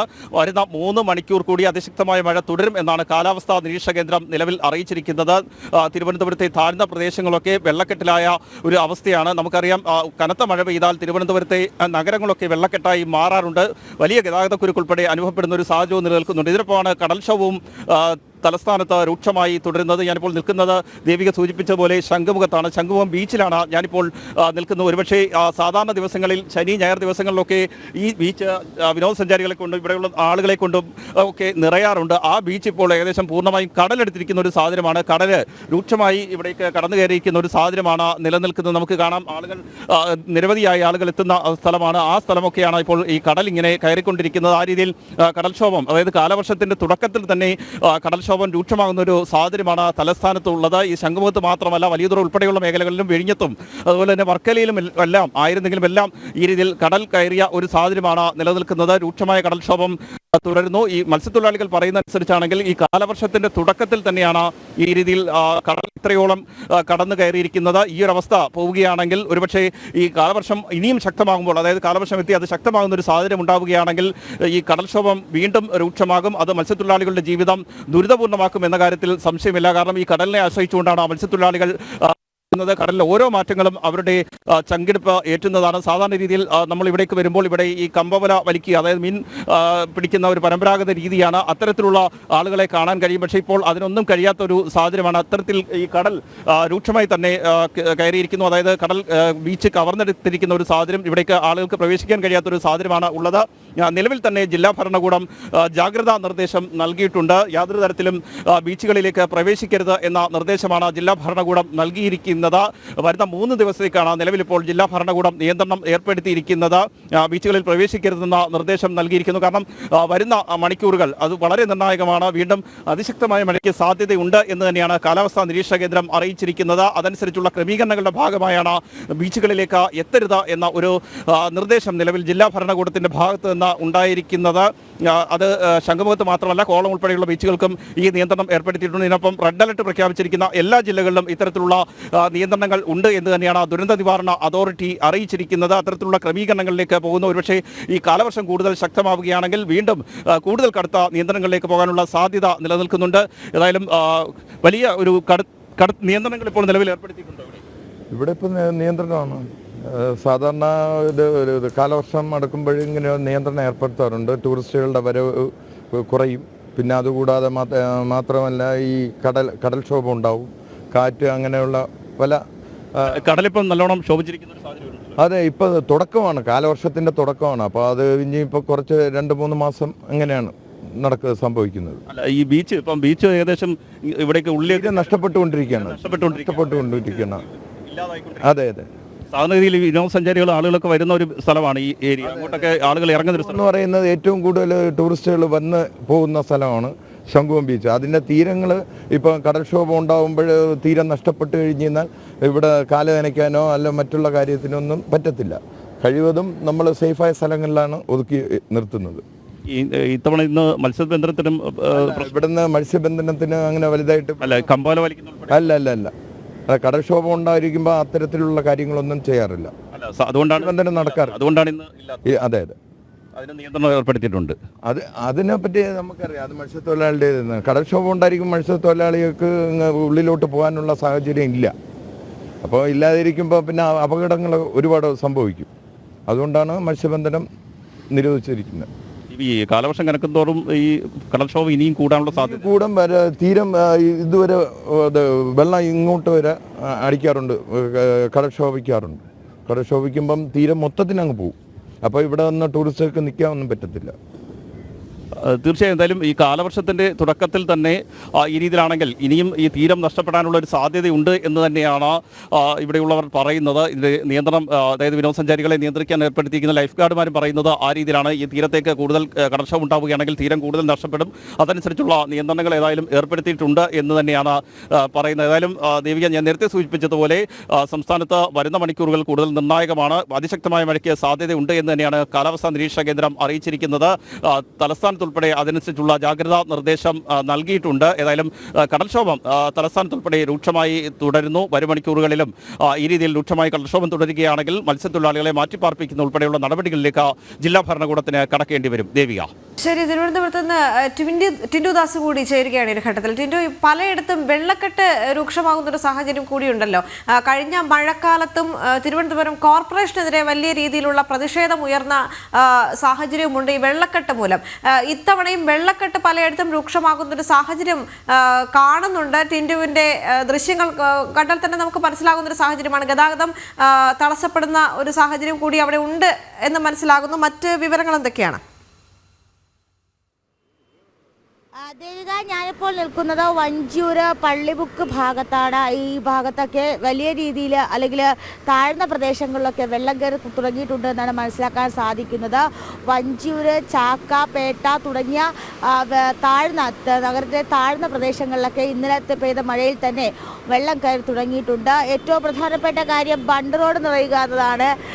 ഈ തിരുവനന്തപുരത്ത് മെഡിക്കൽ കോളേജിലേക്ക് പോകുന്ന ഭാഗത്തെ ബണ്ട് റോഡ് നിറയുന്ന സാഹചര്യം വരുമ്പോഴാണ് അതിശക്തമായിട്ടുള്ളൊരു മഴ ലഭിച്ചുവെന്ന് നമുക്ക് അറിയാൻ സാധിക്കുന്നത്. കാരണം കരമനയാറ്റിലെയും അതോടൊപ്പം തന്നെ മറ്റ് ആറുകളിലേക്ക് വെള്ളം ശക്തമായി ഒലിച്ചു വരുന്നത് ഈ ഭാഗത്തേക്കാണ്. ഇപ്പോൾ നിൽക്കുന്ന സ്ഥലങ്ങളിലൊക്കെ മഴവെള്ളമാണ് രൂക്ഷമായിട്ടുള്ളത്. കാരണം നേരത്തെ ദേവിക സൂചിപ്പിച്ചതുപോലെ തന്നെ കോർപ്പറേഷൻ്റെ ഭാഗത്തു നിന്നുണ്ടായ കെടുകാര്യസ്ഥത. കാരണം സമയബന്ധിതമായിട്ട് ഈ ഓടകളും മറ്റും വൃത്തിയാക്കില്ല. സമയബന്ധിതമായിട്ട് ഡ്രൈനേജ് സംവിധാനങ്ങൾ പൂർത്തിയാക്കാത്തൊരു ഘട്ടമൊക്കെ വരുന്നുണ്ട്. ആ സാഹചര്യം വരുമ്പോൾ തന്നെ മഴ കനക്കുമ്പോൾ ഇത്തരത്തിൽ വെള്ളം കയറുന്ന അല്ലെങ്കിൽ വെള്ളം കെട്ടിക്കിടക്കുന്ന ഒരു സാഹചര്യം ഉണ്ടാകും. വെള്ളം ഒഴുകിപ്പോകുന്ന വെള്ളമല്ല. അപ്പോൾ ഈ വെള്ളമൊക്കെ ഇത്തരത്തിൽ രോഗങ്ങളൊക്കെ വരാനുള്ള സാധ്യത കൂടുതലാണ്. കാരണം കാലങ്ങളായിട്ട് ഇത്തരത്തിൽ അടഞ്ഞു കിടക്കുന്ന ഓടകളാണ്. ഈ ഓടകളാണ് വെള്ളം നിറഞ്ഞ് ഇത്തരത്തിൽ മനുഷ്യർക്ക് നടക്കുന്ന വഴിയിൽ ഈ അല്ലെങ്കിൽ റോഡിലൊക്കെ ഈ ഇത്തരത്തിലൊരു ദുരിതം വിതയ്ക്കുന്നത് നമുക്ക് മനസ്സിലാക്കാൻ സാധിക്കുന്നുണ്ട്. അതോടൊപ്പം തന്നെ ചാക്ക, വേളി, ബാലഭവൻ നഗർ തുടങ്ങിയ ഭാഗങ്ങളിലൊക്കെ ഇതിനോടകം തന്നെ വെള്ളം പെരുകിയിട്ട് അല്ലെങ്കിൽ വെള്ളം കയറിയിട്ടുണ്ട്, വെള്ളക്കെട്ട് രൂക്ഷമായിട്ടുണ്ട് എന്ന് നമുക്ക് മനസ്സിലാക്കാൻ സാധിക്കുന്നുണ്ട്. കൂടാതെ പട്ടം, മുറിഞ്ഞപാലം ഭാഗത്തും ഒക്കെ വെള്ളം കയറിയിട്ടുണ്ട്, വെള്ളക്കെട്ട് ഉണ്ടായിട്ടുണ്ടെന്നാണ് മനസ്സിലാക്കാൻ സാധിക്കുന്നത്. മറ്റൊരു കാര്യമെന്ന് പറയുന്നത് ഇന്നലെ ഇന്നും പെയ്ത മഴയിലായിട്ട് തലസ്ഥാന ജില്ലയിൽ വലിയ രീതിയിലുള്ള നാശനഷ്ടങ്ങൾ സംഭവിച്ചിട്ടുണ്ട്. ഏതാണ്ട് 12-ലധികം വീടുകൾ ഭാഗികമായി തകർന്നിട്ടുണ്ട്. ഒരാൾക്ക് മരം വീണ് ഗുരുതരമായി പരിക്ക് പറ്റി. 100-ലധികം റെസ്ക്യൂ ഓപ്പറേഷൻസുകളാണ് ഇന്നലെ ഒരു രാത്രി തന്നെ തിരുവനന്തപുരം ജില്ലയിലെ വിവിധ ഫയർ സ്റ്റേഷനുകളായിട്ട് നടന്നത്. അപ്പോൾ അത്തരത്തിൽ ഒരു കനത്ത ജാഗ്രത പാലിക്കേണ്ട ഒരു ഘട്ടത്തിലാണ് നമ്മൾ നിൽക്കുന്നത് എന്ന് മനസ്സിലാക്കാൻ സാധിക്കുന്നുണ്ട്. ഈ മഴ അല്ലെങ്കിൽ ഇപ്രാവശ്യം പെയ്യുന്ന മഴ കഴിഞ്ഞ 2 ദിവസത്തിന് മുന്നോടിയായിട്ട് തന്നെ പെയ്യുന്ന മഴ അത് മണ്ണിടിച്ചിലിനും അതോടൊപ്പം തന്നെ ലാൻഡ് സ്ലൈഡിനും ഉൾപ്പെടെയുള്ള പ്രകൃതി ദുരന്തങ്ങൾക്ക് കാരണമുണ്ടാക്കുന്നൊരു പ്രകൃതി ദുരന്തങ്ങളും മറ്റും ഉണ്ടാക്കുന്ന മഴയാണെന്ന് മനസ്സിലാക്കാൻ സാധിക്കുന്നുണ്ട്. അത്തരത്തിലുള്ള മുന്നറിയിപ്പുകളാണ് IMD ഉൾപ്പെടെയുള്ള കാലാവസ്ഥാ കേന്ദ്രങ്ങളിൽ നിന്നൊക്കെ നമുക്ക് ലഭ്യമായിക്കൊണ്ടിരിക്കുന്നത്. 27-ാം തീയതിയോടുകൂടി സംസ്ഥാനത്ത് മൺസൂൺ എത്തുമെന്ന് പറയുമ്പോൾ 27-ാം തീയതിക്ക് മുന്നേ തന്നെ മഴ കനക്കുന്നൊരു സാഹചര്യമാണ് ഉള്ളത്. അതിനു മുന്നേ തന്നെ സർക്കാർ അല്ലെങ്കിൽ തദ്ദേശ സ്ഥാപനങ്ങൾ ഇത്തരത്തിലുള്ള ശുചീകരണ പ്രവർത്തനങ്ങൾ, മഴക്കാല ശുചീകരണ പ്രവർത്തനങ്ങളൊക്കെ നടപ്പിലാക്കിയില്ല എങ്കിൽ വിവിധ ജില്ലകളിലെ താഴ്ന്ന പ്രദേശങ്ങൾ വെള്ളത്തിനടിയിലാകും. പ്രത്യേകിച്ച് തിരുവനന്തപുരം നഗരത്തെ സംബന്ധിച്ചിടത്തോളം നഗരത്തിൻ്റെ ഹൃദയഭാഗമൊക്കെ വെള്ളത്തിലാകുന്ന ഒരവസ്ഥ കഴിഞ്ഞ വർഷങ്ങളിലായിട്ട് നമ്മളിവിടെ കണ്ടിട്ടുണ്ട്. അപ്പോൾ നമുക്ക് ദൃശ്യങ്ങൾ കാണാൻ സാധിക്കും. ശുചീകരണ പ്രവർത്തനങ്ങൾ ഈ മഴ പെയ്തതിന് ശേഷമാണ് കോർപ്പറേഷൻ്റെ ഭാഗത്തു നിന്നും ഓട വൃത്തിയാക്കുന്ന കാഴ്ച കാണാൻ സാധിക്കും. നമുക്ക് ആ ദൃശ്യങ്ങൾ കാണാൻ സാധിക്കും. ഈ ശുചീകരണ തൊഴിലാളികൾ എത്തി ഈ ഓടകൾ തുറന്നു വിടുന്ന ദൃശ്യങ്ങളാണ് കാണാൻ സാധിക്കുന്നത്. അപ്പോൾ എന്തായാലും വലിയ രീതിയിലൊരു ദുരിതം കഴിഞ്ഞ 2 ദിവസത്തിനുള്ളിൽ പെയ്ത മഴയിൽ തലസ്ഥാന ജില്ലയ്ക്ക് സംഭവിച്ചിട്ടുണ്ട് എന്ന് മനസ്സിലാക്കാൻ സാധിക്കുന്നുണ്ട്. ഇന്നലെയും ഇന്നും ആയിട്ട് പെയ്ത മഴയിൽ ജില്ലയിലെ വിവിധ ഇടങ്ങളിലാണ് കനത്ത നാശനഷ്ടങ്ങൾ ഉണ്ടായിട്ടുള്ളത്. ഏറ്റവും പ്രധാനപ്പെട്ട കാര്യം സർക്കാരിൻ്റെ തന്നെ പരിപാടികൾ സംഘടിപ്പിച്ചിരുന്ന കനകക്കുന്നിലെ എല്ലാ സ്റ്റോളുകളും ശക്തമായ കാറ്റിൽ തകർത്തടിയപ്പെട്ടു എന്നതാണ് ഏറ്റവും പ്രധാനപ്പെട്ട കാര്യം. ഇന്ന് പുലർച്ചെ നെയ്യാറ്റിൻകരയിൽ നിർത്തിയിട്ട കാറിന് മുകളിലേക്ക് മരം വീണ് അപകടമുണ്ടായിട്ടുണ്ട്. ആളപായമൊന്നും ഉണ്ടായിട്ടില്ല. അപ്പോൾ അത്തരത്തിൽ വലിയ രീതിയിലുള്ള നാശനഷ്ടം കഴിഞ്ഞ 2 ദിവസത്തിനുള്ളിൽ തിരുവനന്തപുരം ജില്ലയെ സംബന്ധിച്ചിടത്തോളം സംഭവിച്ചിട്ടുണ്ട്. മലയോര മേഖലയിൽ അതിശക്തമായിട്ടുള്ള മഴ തുടരുന്നുണ്ട്. വിഷ്ണുപ്രദേശത്ത് മഴ ലഭിക്കുന്നുണ്ട്. നദി കരമനയാറ് അരുവിക്കര ഡാം ഇതിലേക്ക് ഒഴുകി കരകവിഞ്ഞ് ഒഴുകാനുള്ള സാഹചര്യം മുന്നിൽ കാണുന്നുണ്ട്. നദീതീരത്ത് താമസിക്കുന്നവർ അതീവ ജാഗ്രതാ നിർദ്ദേശങ്ങൾ പാലിക്കേണ്ടതായിട്ടുണ്ട്. ആവശ്യമെങ്കിൽ തദ്ദേശ സ്ഥാപനങ്ങളെ ബന്ധപ്പെട്ട് ദുരിതാശ്വാസ കേന്ദ്രങ്ങളിലേക്ക് മാറാനുള്ള ഒരു നീക്കവും നടത്തണമെന്നാണ് ഇപ്പോൾ ജില്ലാ ഭരണകൂടത്തിൻ്റെ ഭാഗത്തു നിന്നും ദുരന്ത നിവാരണ അതോറിറ്റിയുടെ ഭാഗത്തു നിന്നും അറിയാൻ സാധിക്കും. എന്തായാലും വരുന്ന 3 മണിക്കൂറിൽ ദിനാന്തരീക്ഷ വ്യവസ്ഥ മാറാനുള്ള സാധ്യതയുണ്ട്. അങ്ങനെയാണെങ്കിൽ നിലവിലെ ഇപ്പോൾ പ്രഖ്യാപിച്ചിട്ടുള്ള റെഡ് അലേർട്ടുകൾക്കും അതോടൊപ്പം തന്നെ അതിതീവ്ര മഴ മുന്നറിയിപ്പുകൾക്കും ഒക്കെ മാറ്റം സംഭവിക്കുമെന്നതാണ് ഏറ്റവും പ്രധാനപ്പെട്ട കാര്യം. ദേവിക. ശരി, ഇനി കോഴിക്കോട് നിന്ന് ദിഷ്ണ സുരേഷൊപ്പം കൊച്ചിയിൽ നിന്ന് ജിജീഷ് കരുണാകരൻ കൂടി ചേരുകയാണ്. ദിഷ്ണയിലേക്ക് എത്തുമ്പോൾ ദിഷ്ണ, കോഴിക്കോട് ഇപ്പോൾ നിലവിലെ സാഹചര്യം എന്താണ്? മഴ ശക്തമായി തുടരുന്നുണ്ടോ? കാസർഗോഡ് അടക്കമുള്ളിടത്ത് വലിയ രീതിയിലുള്ള മഴ ഉണ്ടെന്ന് മനസ്സിലാക്കാൻ സാധിക്കുന്നുണ്ട്. അവിടെയുള്ള വിനോദസഞ്ചാര കേന്ദ്രങ്ങൾ അടക്കം അടച്ച ഒരു ഘട്ടമാണല്ലോ ഇത്. വീടിന് മുകളിലേക്കാണ് ഈ ആൽമരം വീണിട്ടുള്ളത്. ആ വീടിന് മുകളിലായി വാഹനങ്ങൾ കുടുങ്ങിക്കിടക്കുന്നു. അതായത് വീടിന് സൈഡിലായി വാഹനങ്ങൾ കുടുങ്ങിക്കിടക്കുന്നു എന്നാണ് നമുക്ക് അറിയാൻ സാധിക്കുന്നത്. എന്തായാലും വലിയൊരു അപകടം തന്നെയാണ് ഒഴിവായിട്ടുള്ളത്. ഇത് പൊതുകിണറിൽ നിന്നും ഉണ്ടായ ഒരു ആൽമരമാണ്. ആ ആൽമരമാണ് ഈ വീടിന് മുകളിലേക്ക് നിലംപതിച്ചിരിക്കുന്നത്. ഇപ്പോൾ ആളുകൾ എത്തി അത് നീക്കം ചെയ്യുന്ന ഒരു കാര്യമാണ് ഇവിടെ കാണുന്നത്. എന്തായാലും കൗൺസിലർ ഉൾപ്പെടെയുള്ള ആളുകളുണ്ട്. ഇന്നലെ രാത്രിയോടുകൂടിയാണ് ഇത്തരത്തിൽ മരം വീണത്. എങ്ങനെയാണിത്? എന്താണ് ഇപ്പോഴത്തെ ഒരു അവസ്ഥ? ഇത് 2ാം പ്രാവശ്യമാണ് ഈ മരം കൊമ്പൂട്ടി വീഴുന്നത്. അപ്പോൾ ഇതിനെ മുറിച്ച് മാറ്റിയിട്ട് ഇപ്പോൾ ആളുകൾ ആവശ്യം ഇപ്പോൾ കിണർ ഉപയോഗിക്കുന്നില്ല. ആ കിണർ പൂർണ്ണമായി തോർത്ത് ഈ ആൽമരം വെട്ടി മാറ്റാനുള്ള അഭിപ്രായമാണ് ആളുകൾ പറഞ്ഞിട്ടുള്ളത്. നേരത്തെ ഒരു പെറ്റീഷൻ കൊടുത്തതാണ്. അടിയന്തരമായി അതിൻ്റെ നടപടിയായിട്ട് മുന്നോട്ട് പോകുന്നുണ്ട്. ഇടക്കിടക്കിൻ്റെ വിഷയം നിൽക്കുകയാണ്. അപ്പോൾ ഇവിടുത്തെ ആളുകൾ പറഞ്ഞത് നിരവധി തവണ ഇത് ആവശ്യപ്പെട്ടിരുന്നു എന്നൊരു കാര്യമാണ് പറഞ്ഞിരുന്നു. ഇപ്പോൾ ഈ ആൽമരായതുകൊണ്ട് ഇവിടെ എന്താ പ്രശ്നം? ഈ ആൽമരായതുകൊണ്ട് പലപ്പോഴും മുറിക്കാൻ ചിലർ മടിക്കും. അപ്പോൾ നമ്മൾ നേരത്തെ കോർപ്പറേഷനെ പറ്റി നേരെ ഈ മൗസ് പെറ്റീഷൻ കൊടുത്തതാണ്. അപ്പം വീണ്ടും ഇതിൻ്റെ ഒരു സാഹചര്യത്തിൽ നമ്മൾ ഈ ആൽമരം മുറിച്ച് മാറ്റി ഇപ്പോൾ കിണർ ഉപയോഗിക്കുന്നില്ല. എന്തെങ്കിലും നാശനഷ്ടം ഉണ്ടായിട്ടുണ്ടോ ഇവിടെ? ഇവിടുത്തുമായി ബന്ധപ്പെട്ടതിനിപ്പോൾ മുറിച്ച് മാറ്റിയാലേ അറിയുള്ളൂ. പിന്നെ നമ്മുടെ വാർഡിൽ പല ഭാഗത്തായിട്ട് തെങ്ങും ഇതുപോലുള്ള മരങ്ങളും വീണിട്ടുള്ള അവസ്ഥ പൊതുവായിട്ടുണ്ട് രാത്രിക്കാലത്ത്. വാഹനങ്ങളൊക്കെ കുടുങ്ങി കിടക്കുന്നു. അപ്പോൾ ഇന്നലെ രാത്രിയാണ് സംഭവം ഉണ്ടായത്. അപ്പോൾ വീടിനകത്ത് ആളുകൾ ഉണ്ടായിരുന്നു? വീടിൻ്റെ അകത്ത് ആളുകളുണ്ടായിരുന്നു. അപ്പം വീടിൻ്റെ അകത്ത് ആളുകളുണ്ടായിരുന്നു. അപ്പോൾ ഇതൊരു ഒഴിവ് നോക്കി വീണതുകൊണ്ടിട്ട് വലിയൊരു അപകടം ഒഴിവായി. അപ്പോൾ കാറ്റിന് അപ്പം 3 വണ്ടി ഇതിൻ്റെ അകത്തുണ്ടായിരുന്നു, 2 വീലർ. ഇതിൽ 2 എപ്പോഴും അതിൻ്റെ ഉള്ളിൽ തന്നെ കിടക്കുന്നത്. ഒന്ന് ഞങ്ങൾ അങ്ങോട്ട് വലിച്ചെടുത്തിട്ടുണ്ട്. അത് പൂർണ്ണമായിട്ടും മരം കുത്തി മാറ്റിയാലേ ഇതിൻ്റെ നാശനഷ്ടങ്ങൾ എന്താണെന്ന് പറയുള്ളൂ. പിന്നെ ഈ വീടിൻ്റെ മതിൽ ഒരു സൈഡ് പൂർണ്ണമായിട്ട് പൊളിഞ്ഞിരിക്കുകയാണ്. അപ്പോൾ ഇത് ഇനിയും ഈ മരത്തിൻ്റെ ഒരു ചെറിയൊരു ഭാഗമാണ് വീണത്. ഈ 75% ഇനി വീഴാൻ കിടക്കുന്നത്. അപ്പോൾ അടിയന്തരമായിട്ട് ഇത് മുറിച്ച് മാറ്റിയിട്ടില്ലെങ്കിൽ ഇത് പ്രദേശവാസികളായ 5-6 വീടുണ്ട്. അത് ഇനി കാറ്റിന് വീഴാന്നുണ്ടെങ്കിൽ ആ വീട് പൂർണ്ണമായിട്ടും തകരും. ആ വീടിൻ്റെ ഈ ഭാഗം തന്നെ നോക്കിയാൽ കാണാം. ആ കൊമ്പ് ഇതിൻ്റെ മുകളിലാണുള്ളത്. അപ്പോൾ എത്രയും പെട്ടെന്ന് ഇത് അടിയന്തരമായിട്ട് മുറിച്ച് മാറ്റാനുള്ള നടപടി സ്വീകരിക്കണമെന്നാണ് ഞങ്ങൾക്ക് പറയാനുള്ളത്. ദേവിക, ഈ വീടിനോട് ചേർന്നിട്ടുള്ള മതിലൊക്കെ തന്നെയും പൂർണ്ണമായി തകരുന്ന ഒരു അവസ്ഥയിൽ തന്നെയാണുള്ളത്. നമുക്ക് ദൃശ്യങ്ങളിൽ നിന്ന് വളരെ വ്യക്തമാണ്. എന്തായാലും വലിയൊരു ആൽമരമാണ്.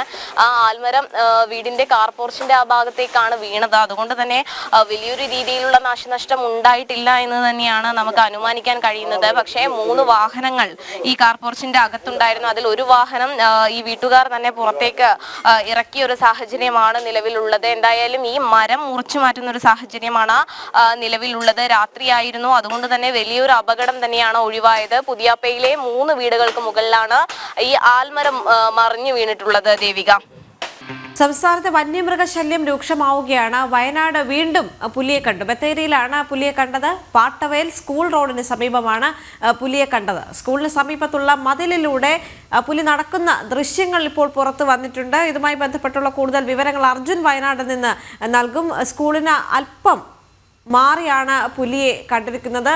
സ്കൂൾ അടച്ചിട്ടിരിക്കുന്ന സമയമാണ്. മാത്രവുമല്ല രാത്രികാലങ്ങളിലാണ് പുലിയെ ഇപ്പോൾ കണ്ടിരിക്കുന്നത്. പക്ഷേ സ്കൂളിനടുത്തായതുകൊണ്ട് തന്നെ കൂടുതൽ ജാഗ്രത അവിടെ പാലിക്കേണ്ടതുണ്ട് എന്നുള്ളൊരു കാര്യം കൂടി ഒരു ഘട്ടത്തിൽ നമുക്ക് മനസ്സിലാക്കാൻ സാധിക്കുന്നുണ്ട്. കാരണം നിരവധി കുഞ്ഞുങ്ങൾ അവധിക്കാല ക്ലാസ്സിനടക്കം അല്ലെങ്കിൽ ക്യാമ്പുകൾക്കടക്കം നിരവധി കുഞ്ഞുങ്ങൾ എത്തുന്ന ഒരു സ്ഥലം കൂടിയാണ്. അർജുൻ PS ചേരുന്നുണ്ട്. അർജുൻ, വളരെയധികം ആശങ്ക ഇപ്പോൾ അവിടെ ഉണ്ടായിരിക്കുന്നു. കാരണം സ്കൂളിന് സമീപത്താണ് ഇപ്പോൾ പുലിയെ കണ്ടിരിക്കുന്നത്. കാരണം അവധിക്കാലം ആയതുകൊണ്ട് തന്നെ കുട്ടികൾ അവിടേക്ക് അധികം എത്തില്ല എങ്കിൽ പോലും അവധിക്കാല ക്യാമ്പുകളും മറ്റുമായി കുട്ടികൾ അവിടെ ഉണ്ടാകുമല്ലോ. തീർച്ചയായും ദേവിക, അത്തരത്തിൽ തന്നെയാണ് വലിയ ആശങ്ക ജനങ്ങൾക്കും അതുപോലെ തന്നെ രക്ഷിതാക്കൾക്കും ഉള്ളത്. ഈ പ്രദേശത്ത് നേരത്തെയും പുലി ഇറങ്ങുന്ന ഒരു സാഹചര്യം ഉണ്ടായിരുന്നു. പാട്ടവേൽ സ്കൂൾ, ആ സ്കൂളിന്റെ സമീപത്താണ് ഇപ്പോൾ പുലിയെ കണ്ടിരിക്കുന്നത്.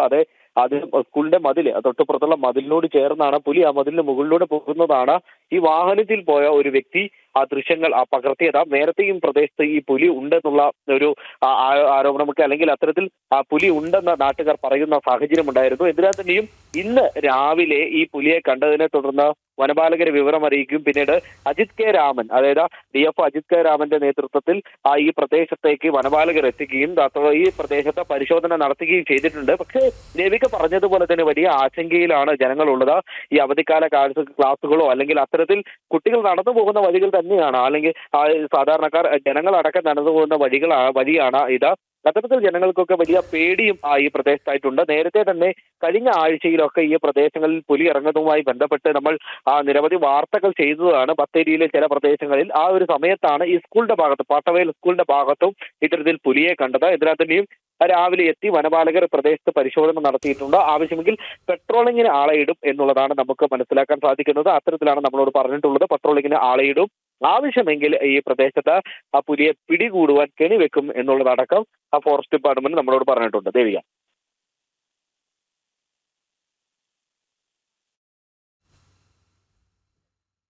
കോഴിക്കോട് പുതിയ ബസ് സ്റ്റാൻഡിലെ തീപിടുത്തത്തിൽ കോർപ്പറേഷന്റെ വാതങ്ങൾ പൊളിയുന്നു. തീപിടുത്തമുണ്ടായ വസ്ത്രനിർമ്മാണശാലയിലെ നിർമ്മാണ പ്രവർത്തനങ്ങളെല്ലാം കോർപ്പറേഷന്റെ അറിവോടെയാണെന്ന് ഉടമ പറയുന്നു. കച്ചവടക്കാർ ചട്ടങ്ങൾ ലംഘിച്ചുവെന്ന കോർപ്പറേഷൻ വാദമാണ് പൊളിയുന്നത്.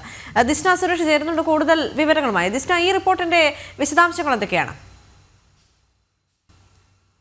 കോഴിക്കോട് പുതിയ ബസ് സ്റ്റാൻഡിലെ തീപിടുത്തത്തിൽ കോർപ്പറേഷന്റെ വാദങ്ങൾ പൊളിയുന്നു എന്നാണ് ഈ ഒരു ഘട്ടത്തിൽ നമുക്ക് മനസ്സിലാക്കാൻ സാധിക്കുന്നത്. തീപിടുത്തമുണ്ടായ വസ്ത്രനിർമ്മാണശാലയിലെ നിർമ്മാണ പ്രവർത്തനങ്ങളെല്ലാം കോർപ്പറേഷന്റെ അറിവോടെ എന്ന് ഉടമ വെളിപ്പെടുത്തിയിരിക്കുന്നു. കച്ചവടക്കാർ ചട്ടങ്ങൾ ലംഘിച്ചുവെന്ന കോർപ്പറേഷൻ വാദമാണ് പൊളിയുന്നത്. ദിസ്ന, കേൾക്കാമെങ്കിൽ തുടരാം.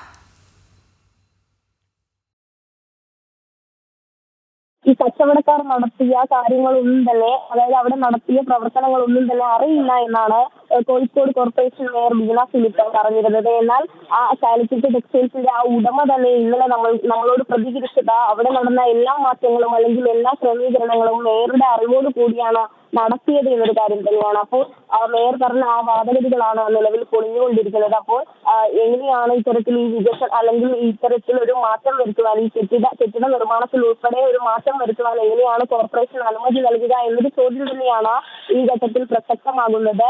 ഒരു കെട്ടിടം ഉണ്ടാവുന്നു, ആ കെട്ടിടത്തിനടക്കം അനുമതി നൽകുമ്പോൾ ആ കെട്ടിടത്തിൽ എന്തൊക്കെ കാര്യങ്ങൾ ഉണ്ട് എന്നത് കോർപ്പറേഷനാണ് തീർച്ചപ്പെടുത്തേണ്ടത്. ഓഡിറ്റ് ഉൾപ്പെടെയുള്ള കാര്യങ്ങൾ നടത്തുന്നില്ല എന്നുൾപ്പെടെയുള്ള കാര്യങ്ങൾ മേയർ തന്നെ സമ്മതിച്ച ഒരു ഘട്ടത്തിലാണ് നിലവിലുള്ളത്. ആ ഘട്ടത്തിലാണ് ഈ മുകുന്ദൻ എന്ന കാലിക്കറ്റ് ടെക്സ്റ്റൈൽസിന്റെ ഉടമയുടെ വെളിപ്പെടുത്തൽ വന്നിരിക്കുന്നത്. അവിടെ നടത്തിയ പ്രവർത്തനങ്ങളൊക്കെ തന്നെയും മേയറുടെ അറിവോടുകൂടി അല്ലെങ്കിൽ കോർപ്പറേഷന്റെ അനുമതിയോട് കൂടി ആയിരുന്നു എന്നൊരു കാര്യം തന്നെയാണ് അദ്ദേഹം നമുക്ക് തന്ന ആ ബൈക്കിൽ വ്യക്തമാക്കിയിട്ടുള്ളത്. എന്തായാലും വലിയൊരു പ്രതിഷേധമാണ് വ്യാപാരികളുടെ ഭാഗത്തു നിന്ന് കോർപ്പറേഷനെതിരെ ഉയർന്നു വരുന്നത്. നിലവിലെ സാഹചര്യം അനുസരിച്ച് കടകൾ തുറക്കാൻ അനുമതി നൽകിയെങ്കിലും എത്തരത്തിലാണ് ഈ കടകൾ പ്രവർത്തിക്കുക എന്നതിനെ സംബന്ധിച്ച് വലിയൊരു ആശങ്കയിൽ തന്നെയാണ് വ്യാപാരികൾ ഇപ്പോഴും നിലവിലുള്ളത്. ദേവിക. ശരി.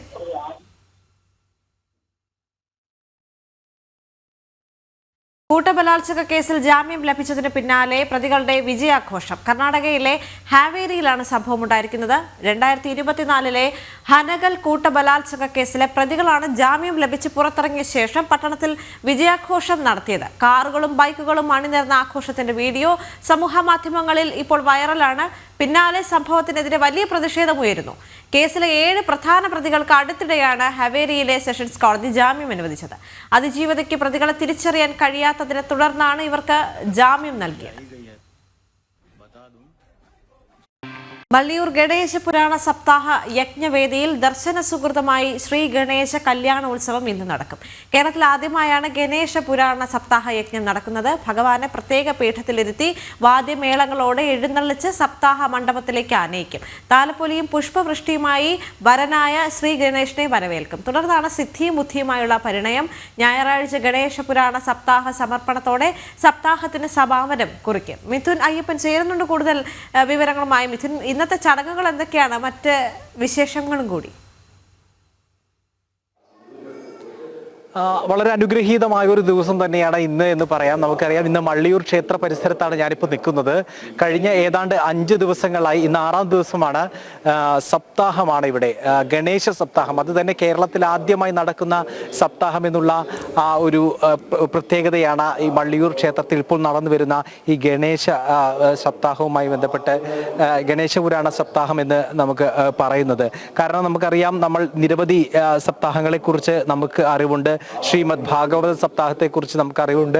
അതെല്ലാം കേരളത്തിൽ സാധാരണയായി എല്ലാ ക്ഷേത്രങ്ങളിലും അതാത് കാലഘട്ടങ്ങളിലായി നടന്നു വരുന്നതാണ്. അതിന് കൂടുതൽ പ്രചാരമുണ്ട്. പക്ഷേ ഇത്തരത്തിൽ ഗണേശ പുരാണ സപ്താഹം എന്ന് പറയുന്നത് അത് വളരെ വിശിഷ്ടമായിട്ടൊന്നാണ്. പക്ഷേ ഉത്തരേന്ത്യയിലെല്ലാം തന്നെ ഇത് സംബന്ധിച്ച് നടക്കാറുണ്ട് എന്നാണ് അറിയുന്നത്. പക്ഷേ കേരളത്തിൽ ഇത് ആദ്യമായാണ് എന്നുള്ളതാണ് ഏറ്റവും പ്രധാനപ്പെട്ട കാര്യം. അതുകൊണ്ട് തന്നെ ഈ മഹാഗണപതി ഭക്തരെല്ലാം തന്നെ ഈ ഗണേശ സപ്താഹം നടക്കുന്ന വേദികളിലേക്ക്, ഈ യജ്ഞവേദിയിലേക്ക് കഴിഞ്ഞ ഏതാണ്ട് 5 ദിവസങ്ങളായി ഇങ്ങോട്ട് കടന്നു വന്നുകൊണ്ടിരിക്കുകയാണ്. അതിൽ ഏറ്റവും പ്രധാനപ്പെട്ട ഒരു ദിവസമാണ് ഇന്ന് എന്ന് നമുക്ക് പറയാം. കാരണം ഇന്ന് ഈ ഭഗവാന്റെ കല്യാണ ദിവസമാണ്. നമുക്കറിയാം, ഈ സപ്താഹ ശ്രീമദ് ഭാഗവത സപ്താഹമെല്ലാം നടക്കുമ്പോൾ ഈ രുക്മിണി സ്വയംവര ദിവസം എന്ന് പറയുന്നത് ഒരു സാധാരണ ഇത്തരത്തിൽ കഥകളെല്ലാം കേട്ട്, ഭാഗവത കഥകളെല്ലാം കേട്ട് ഒരു അത്തരത്തിലുള്ള ഒരു കഥകളെല്ലാം കേൾക്കുന്ന ഒരു ദിവസത്തിൽ നിന്നും ആ ഒരു ആഘോഷത്തിൻ്റെതായിട്ടുള്ള ഒരു ദിവസമാകുന്ന ദിവസമാണ് ഈ രുക്മിണി സ്വയംവര ദിവസമെല്ലാം ഉണ്ടാവാറ്. അതുപോലെ തന്നെ ഇന്ന് ഗണേശന്റെ ഗണങ്ങളുടെ നാഥനായിട്ടുള്ള മഹാഗണപതിയുടെ വിവാഹമാണ് ഇന്ന് നടക്കുന്നത് എന്നുള്ളതാണ്. നമ്മളൊപ്പം ഇപ്പോൾ മള്ളിയൂർ ശ്രീ പരമേശ്വരൻ നമ്പൂതിരി നമ്മോടൊപ്പം ചേരുകയാണ്. ഇന്നൊരു വളരെ ഒരു ആഘോഷത്തിന്റെ കൂടി ദിവസമാണല്ലോ ഈ സപ്താഹ ദിവസത്തിൽ. മഹാഗണപതിയുടെ വിവാഹമാണ്. എങ്ങനെയാണ് ഇന്നത്തെ ഈ ചടങ്ങുകളെല്ലാം തന്നെ? ഇന്ന് മഹാസിദ്ധി ബുദ്ധി പത്നിമാരെ മഹാഗണപതിയുടെ കൂടെ എഴുന്നള്ളിക്കുന്നു. മഹാഗണപതി ക്ഷേത്രത്തിന് മുമ്പിൽ നിന്നും ആ നമ്മളെ രുക്മിണി സ്വയംവരം പോലെ സിദ്ധിബുദ്ധിയെ താലപ്പൊലിയോടുകൂടി വാദ്യമേളങ്ങളോടുകൂടി സ്വീകരിച്ചുകൊണ്ട് യജ്ഞശാലയിലെത്തി യജ്ഞമണ്ഡപത്തിൽ ഈ പ്രതിഷ്ഠിച്ച് വർണ്ണമാല്യങ്ങളൊക്കെ അണിയിച്ച് കർപ്പൂരമൊക്കെ ഒഴിഞ്ഞ് ആ മലർ കൊണ്ട് പുഷ്പവൃഷ്ടി ചെയ്ത് നെൽപ്പറ വെച്ച് എല്ലാം കൊണ്ടും വളരെ ഗംഭീരമായി ആ സിദ്ധിബുദ്ധി വിവാഹം, ആ ഗണപതിയുടെ കല്യാണ മഹോത്സവം കൊണ്ടാടുകയാണ്. ചരിത്രത്തിൽ തന്നെ പല വിധത്തിലുള്ള കഥകൾ ഇപ്പോൾ ഇതുമായിട്ട് ബന്ധപ്പെട്ട് കേൾക്കാം. നമ്മുടെ ഗണേശന്റെ വിവാഹവുമായി ബന്ധപ്പെട്ട് കേൾക്കാം. അതെ, ഇത് ഗണേശ പുരാണത്തിൽ അങ്ങനെയുള്ള കഥകളും നമ്മൾ സാധാരണ കേൾക്കാറുള്ള കഥകൾ കുറവാണ് ഈ ഗണേശ പുരാണത്തിൽ കാണുന്നത്. ഈ സിദ്ധിബുദ്ധിയുടെ വിവാഹം വളരെ ഭംഗിയായിട്ട് അവിടെ വിസ്തരിച്ച് വർണ്ണിക്കുന്നുണ്ട്. നമ്മൾ കേൾക്കാനുള്ള ചരിത്രം ഈ പുരാണത്തിൽ കാണുന്നില്ല. പക്ഷെ മറ്റു പുരാണങ്ങൾ അതിനെപ്പറ്റി വർണ്ണിക്കുന്നുണ്ട്. ഗണേശ പുരാണം അതിൽ ഈ വ്യാസൻ എഴുതിയിട്ടില്ല ആ പുരാണത്തിൽ. അതാണ് അതിൻ്റെ ഒരു മാറ്റം. തന്നെ മഹാഗണപതിയെ വളരെ വിസ്തരിച്ച് വർണ്ണിക്കുന്നുണ്ട് ഈ പുരാണ ഗ്രന്ഥത്തിൽ. ഇപ്പോൾ കേരളത്തിൽ തന്നെ ആദ്യമായിട്ടാണ് ഇത്തരത്തിലൊരു സപ്താഹം, ഗണേശ പുരാണ സപ്താഹം നടക്കുന്നതന്നെ ആദ്യമായിട്ടാണ് എന്നുള്ളതാണ്. അപ്പോൾ എങ്ങനെയാണ് ഗണേശ പുരാണ സത്രം നടന്നിട്ടുണ്ട്. സപ്താഹമായിട്ട് 7 ദിവസം കൊണ്ട് വായിക്കുന്നത് ആദ്യമായിട്ടാണ്. അച്ഛൻ ആഗ്രഹം ഉണ്ടായിരുന്നു ഇങ്ങനെ ഗണേശ പുരാണം വായിക്കണമെന്ന്. പക്ഷേ അച്ഛൻ്റെ മുഴുവൻ വായിക്കാൻ സാധിച്ചിട്ടില്ല. എന്നാലും ഇവിടെ നിന്ന് വെല്ലുമ്പലത്തിൽ കുറച്ചൊക്കെ വായിച്ചിട്ടുണ്ട്. ഒരു സപ്താഹം നടത്തുന്ന അച്ഛന്മാരെ ആഗ്രഹം ഉണ്ടായിരുന്നു. അന്നത്തെ കാലത്ത് സാധിച്ചിട്ടില്ല. ഇന്ന് മഹാഗണപതി അച്ഛൻ അനുഗ്രഹത്തോടുകൂടി ഇങ്ങനെ ഒരു യജ്ഞം നടത്തി തരികയാണ്. അത് നല്ലൊരു ഭംഗിയായിട്ട് ഗണപതിയുടെ ചരിത്രം വിസ്തരിച്ച് വർണ്ണിച്ചുകൊണ്ടിരിക്കുന്നുണ്ട്. ഇവിടെ അദ്ദേഹം ആളുകളുടെ ഒരു ഇവിടുത്തെ ഈ 5 ദിവസങ്ങളിലുള്ള എങ്ങനെയാണ് ആളുകൾ ഈ സപ്താഹത്തെ സ്വീകരിച്ചിരിക്കുന്നത്? നല്ല ഗംഭീരമായി സ്വീകരിച്ചു. എല്ലാ ദിവസവും നല്ല ശ്രദ്ധയോടുകൂടി സദസ്സുണ്ട്. തന്നെയല്ല, ലോകത്തിൻ്റെ നാനാഭാഗങ്ങളിൽ നിന്നും അനവധി ഭക്തന്മാർ ഈ യജ്ഞം ശ്രവിച്ചുകൊണ്ടിരിക്കുകയാണ്. അപ്പോൾ എത്രയോ ജനങ്ങളാണ് കണ്ടുകൊണ്ടിരിക്കുന്നത്. ഇപ്പോൾ എല്ലാവർക്കും വരാൻ സാധിക്കില്ല. ഇപ്പോഴത്തെ മാധ്യമങ്ങൾ വഴി നമ്മളത് ആ ഗണേശൻ്റെ ചരിത്രം ലോകം മുഴുവൻ അറിയിച്ചുകൊണ്ടിരിക്കുകയാണ്. അത്ര മഹാത്മ്യമാണ് ഗണപതിക്കുള്ളതെന്ന് ഉറപ്പായി. അല്ലെങ്കിൽ ഇങ്ങനെ ഒരു യജ്ഞം ഇവിടെ നടക്കില്ല. ഒരു ഭക്തൻ്റെ വഴിപാടാണെങ്കിലും ആ വഴിപാടിനെ ഭക്തന്മാരെല്ലാം സ്വീകരിച്ചു. ഞങ്ങൾക്കൊരു അത്ഭുതമായി. ഇത്രയധികം ഗണേശ പുരാണത്തിൽ മഹാഗണപതിയുടെ മഹാത്മ്യം വർണ്ണിച്ചു കേട്ടപ്പോൾ അത്ര മഹാത്മ്യമാണ് ഗണപതിക്കെന്ന് ഉറപ്പായി. നമുക്കറിയാം ഈ വിനായക ചതുർത്ഥിയെല്ലാം ഇവിടെ വളരെ ഗംഭീരമായിട്ട് ആഘോഷിക്കുന്നതാണ്. നമ്മൾ ഇതെല്ലാം തത്സമയം കഴിഞ്ഞ വർഷങ്ങളെല്ലാം തന്നെ അതിമനോഹരമായി ജനം ടി വിയിലൂടെ സംപ്രേഷണം ചെയ്തിരുന്നു. ഇപ്പോൾ ഈ ഗണേശ പുരാണ സപ്താഹവും ഈ ക്ഷേത്രത്തിൽ ഒരു പ്രധാനപ്പെട്ട ഒരു ചടങ്ങായി മാറി. ഇനിയിപ്പോൾ വരും വർഷങ്ങളിലും തുടരാനുള്ളൊരു സാധ്യതയുണ്ടോ? മുൻ വർഷത്തിൽ ഉറപ്പായിട്ട് നടത്തുന്ന ആഗ്രഹമുണ്ട്. ഗണപതി നടത്തി തരണം, അതേ ഉള്ളൂ. ഗണപതിയുടെ അനുഗ്രഹം ഉണ്ടായാൽ മതി. ഇതന്നെ ഗണപതിയുടെ അനുഗ്രഹം കൊണ്ടാണല്ലോ നടന്നത്. അല്ലെങ്കിൽ നമ്മൾ ഒരിക്കലും വിചാരിക്കാത്തൊരു യജ്ഞമാണിത്. നമ്മൾ സാധാരണ വിചാരിച്ചിട്ടില്ല ഇങ്ങനെ യജ്ഞം നടക്കുന്നത്. ഒരു ഭക്തനും ഇങ്ങനെ മനസ്സിൽ തോന്നി എൻ്റെ വക ഗണേശ പുരാണ സപ്താഹം നടത്തണമെന്ന്. അപ്പോൾ അത് അനുയോജ്യനായ ഒരു മഹാത്മാവിനെ നമുക്ക് കിട്ടുകയും ചെയ്തു. അദ്ദേഹം ആ ഗണേശ പുരാണം വിസ്തരിച്ച് വർണ്ണിച്ചുകൊണ്ടിരിക്കുന്നുമുണ്ട്. ഇപ്പോൾ സാധാരണ നമ്മൾ ഈ രുക്മിണി സ്വയംവരത്തിന് ഈ സപ്താഹത്തിലൊക്കെ ഞാൻ കണ്ടിട്ടുള്ളത് ഇങ്ങനെ യഥാർത്ഥത്തിൽ ഒരു കല്യാണം നടക്കുന്നത് പോലെ തന്നെയുള്ള ഒരു ചടങ്ങുകളൊക്കെ തന്നെ നടക്കുന്നു. വധു വരൻ എല്ലാം തന്നെ വരുന്നു, അവരുടെ കുടുംബങ്ങൾ വരുന്നു, ഒരു ഘോഷയാത്ര ഉണ്ടാകുന്നു, എന്നിട്ട് അവിടെ ഒരു വിവാഹം താലികെട്ടെല്ലാം നടക്കുന്നു. അതുപോലെ തന്നെയാണോ ഇവിടുത്തെ നടക്കുന്നത്? അതുപോലെ തന്നെയാണ്. അവരെ സ്വീകരിച്ച് വധുവരന്മാരെ സ്വീകരിച്ച് കൊണ്ടുവന്ന് യജ്ഞപീഠത്തിലിരുത്തി നമ്മൾ താലി കെട്ടുക, മാലയാർത്തുക, പറവയ്ക്കുക ഒക്കെ എല്ലാം ഉണ്ട്. രുക്മിണി സമരം എന്തൊക്കെ നമ്മൾ നടത്തുന്നുണ്ട്, ആഘോഷപരം നടത്തുന്നുണ്ടോ അതുപോലെയൊക്കെ നടത്തുന്നുണ്ട്. ഇത് കൊല്ലം അടുത്ത വർഷമാകുമ്പോൾ ഇതിലും ഗംഭീരമായി നടക്കാൻ സാധ്യതയുണ്ട് എന്നാണ് വിചാരിക്കുന്നത്. അപ്പോൾ ഇപ്പോഴാണല്ലോ നമ്മൾ പോലും ഇത്ര മഹാത്മ്യം അറിയുന്നത്. നമ്മൾ പലയിടത്തും പ്രതിഷ്ഠയുണ്ട്, സിദ്ധിബുദ്ധി, പക്ഷേ ചരിത്രം ഇപ്പോഴാണ് ഇത്ര ഗംഭീരമായിട്ട് അറിയുന്നത്. കഴിഞ്ഞ ഞായറാഴ്ചയാണല്ലേ ആരംഭിച്ചത്. അപ്പോൾ കഴിഞ്ഞ ഞായറാഴ്ച മുതൽ ആരംഭിച്ച സപ്താഹം അവിടെ പുരോഗമിച്ചുകൊണ്ടിരിക്കുകയാണ്. യജ്ഞവേദിയിലേക്ക് കൂടി നമുക്കൊന്ന് പോകാം. കഴിഞ്ഞ ഞായറാഴ്ചയാണ് ഇത്തരത്തിൽ ഈ സപ്താഹത്തിൻ്റെ ആരംഭമായത്. പറയുന്നത് പോലെ തന്നെ ഈ ഗണേശ പുരാണമാണ് ഈ സപ്താഹത്തിൽ പ്രധാനമായും വായിക്കുന്നത്. ഈ മള്ളിയൂർ ക്ഷേത്ര സന്നിധിയിൽ തന്നെയുള്ള പ്രത്യേക യജ്ഞവേദിയിൽ ഇപ്പോൾ അതിൻ്റെ ഗണേശ പുരാണ പാരായണം നടക്കുന്നുണ്ട്. അതിൻ്റെ ദൃശ്യങ്ങൾ കൂടി പ്രേക്ഷകരിലേക്ക് എത്തിക്കാമെന്നുള്ളതാണ്. നേരിട്ടും അല്ലാതെയും ഈ ഓൺലൈനിലൂടെയും എല്ലാം നിരവധി ഭക്തജനങ്ങളാണ് ഇപ്പോൾ ഈ ഗണേശ പുരാണ സപ്താഹ യജ്ഞത്തിൽ പങ്കെടുത്തുകൊണ്ടിരിക്കുന്നത്. ഇതിൽ പ്രശസ്തനായിട്ടുള്ള ശരത് ഹേ ഹരിദാസനാണ്. ശരത് ഹേ ഹരിദാസനും അതുപോലെ തന്നെ മാടമന രാജേന്ദ്ര നമ്പൂതിരി എന്നിവരാണ് മുഖ്യ യജ്ഞാചാര്യരായിട്ടുള്ളത്. അവർ കഴിഞ്ഞ 5 ദിവസമായി ഇന്ന് 6ാം ദിവസം ഗണേശ പുരാണ കഥകൾ ഇങ്ങനെ ഭക്തർക്ക് വേണ്ടി പാരായണം ചെയ്യുന്നു. അതിൻ്റെ വിശകലനവും അതുപോലെ തന്നെ വിവരണവുമെല്ലാം തന്നെ നടത്തിക്കൊണ്ടിരിക്കുന്നു. സാധാരണ സപ്താഹത്തിൽ നടക്കാറുള്ളത് പോലെയുള്ള ഇന്ന് 6ാം ദിവസമാണ്. ഏറ്റവും ഉള്ള ഗണപതി വിവാഹ ആഘോഷം നടക്കുന്നത് ഇന്നാണ്. അതിൻ്റെ ചടങ്ങുകൾ ഏതാണ്ട് 12 മണിക്ക് ആരംഭിക്കുമെന്നാണ് ഇപ്പോൾ വ്യക്തമാക്കിയിട്ടുള്ളത്. 12 മണിക്ക് ഇതിൻ്റെ ചടങ്ങുകൾ ആരംഭിക്കും. 12 മണിക്ക് ഇത്തരത്തിലുള്ള ഘോഷയാത്ര ആരംഭിക്കുകയും ഈ ക്ഷേത്രത്തിൽ പ്രദക്ഷിണം വയ്ക്കുകയും ചെയ്യും. പ്രദക്ഷിണത്തിന് ശേഷം ഈ യജ്ഞവേദിയിൽ എത്തിച്ച് ഗണപതിയെയും അതുപോലെ തന്നെ ഇരു ഭാര്യമാരെയും ഇരുവരുടെയും വിഗ്രഹം ഈ യജ്ഞവേദിയിൽ എത്തിച്ച് താലി കെട്ടുന്നതടക്കമുള്ള ചടങ്ങുകളിലേക്ക് കടക്കുക എന്നുള്ളതാണ് ഇന്നത്തെ ഏറ്റവും പ്രധാനപ്പെട്ട ചടങ്ങ്. ഏതായാലും ഇപ്പോൾ യജ്ഞവേദിയിൽ സപ്താഹം തുടർന്നുകൊണ്ടിരിക്കുന്നു. 6ാം ദിവസം ഇന്ന് 12 മണിയോടുകൂടി ഗണപതി വിവാഹ ആഘോഷവുമായി ബന്ധപ്പെട്ടുള്ള ചടങ്ങുകൾ ആരംഭിക്കും. മള്ളിയൂർ ഗണേശ പുരാണ സപ്താഹ യജ്ഞവേദിയിൽ ഇന്ന് ഗണപതി കല്യാണം നടക്കുകയാണ്. അതിന്റെ വിശേഷങ്ങളാണ് മിഥുൻ അയ്യപ്പൻ പങ്കുവച്ചത്.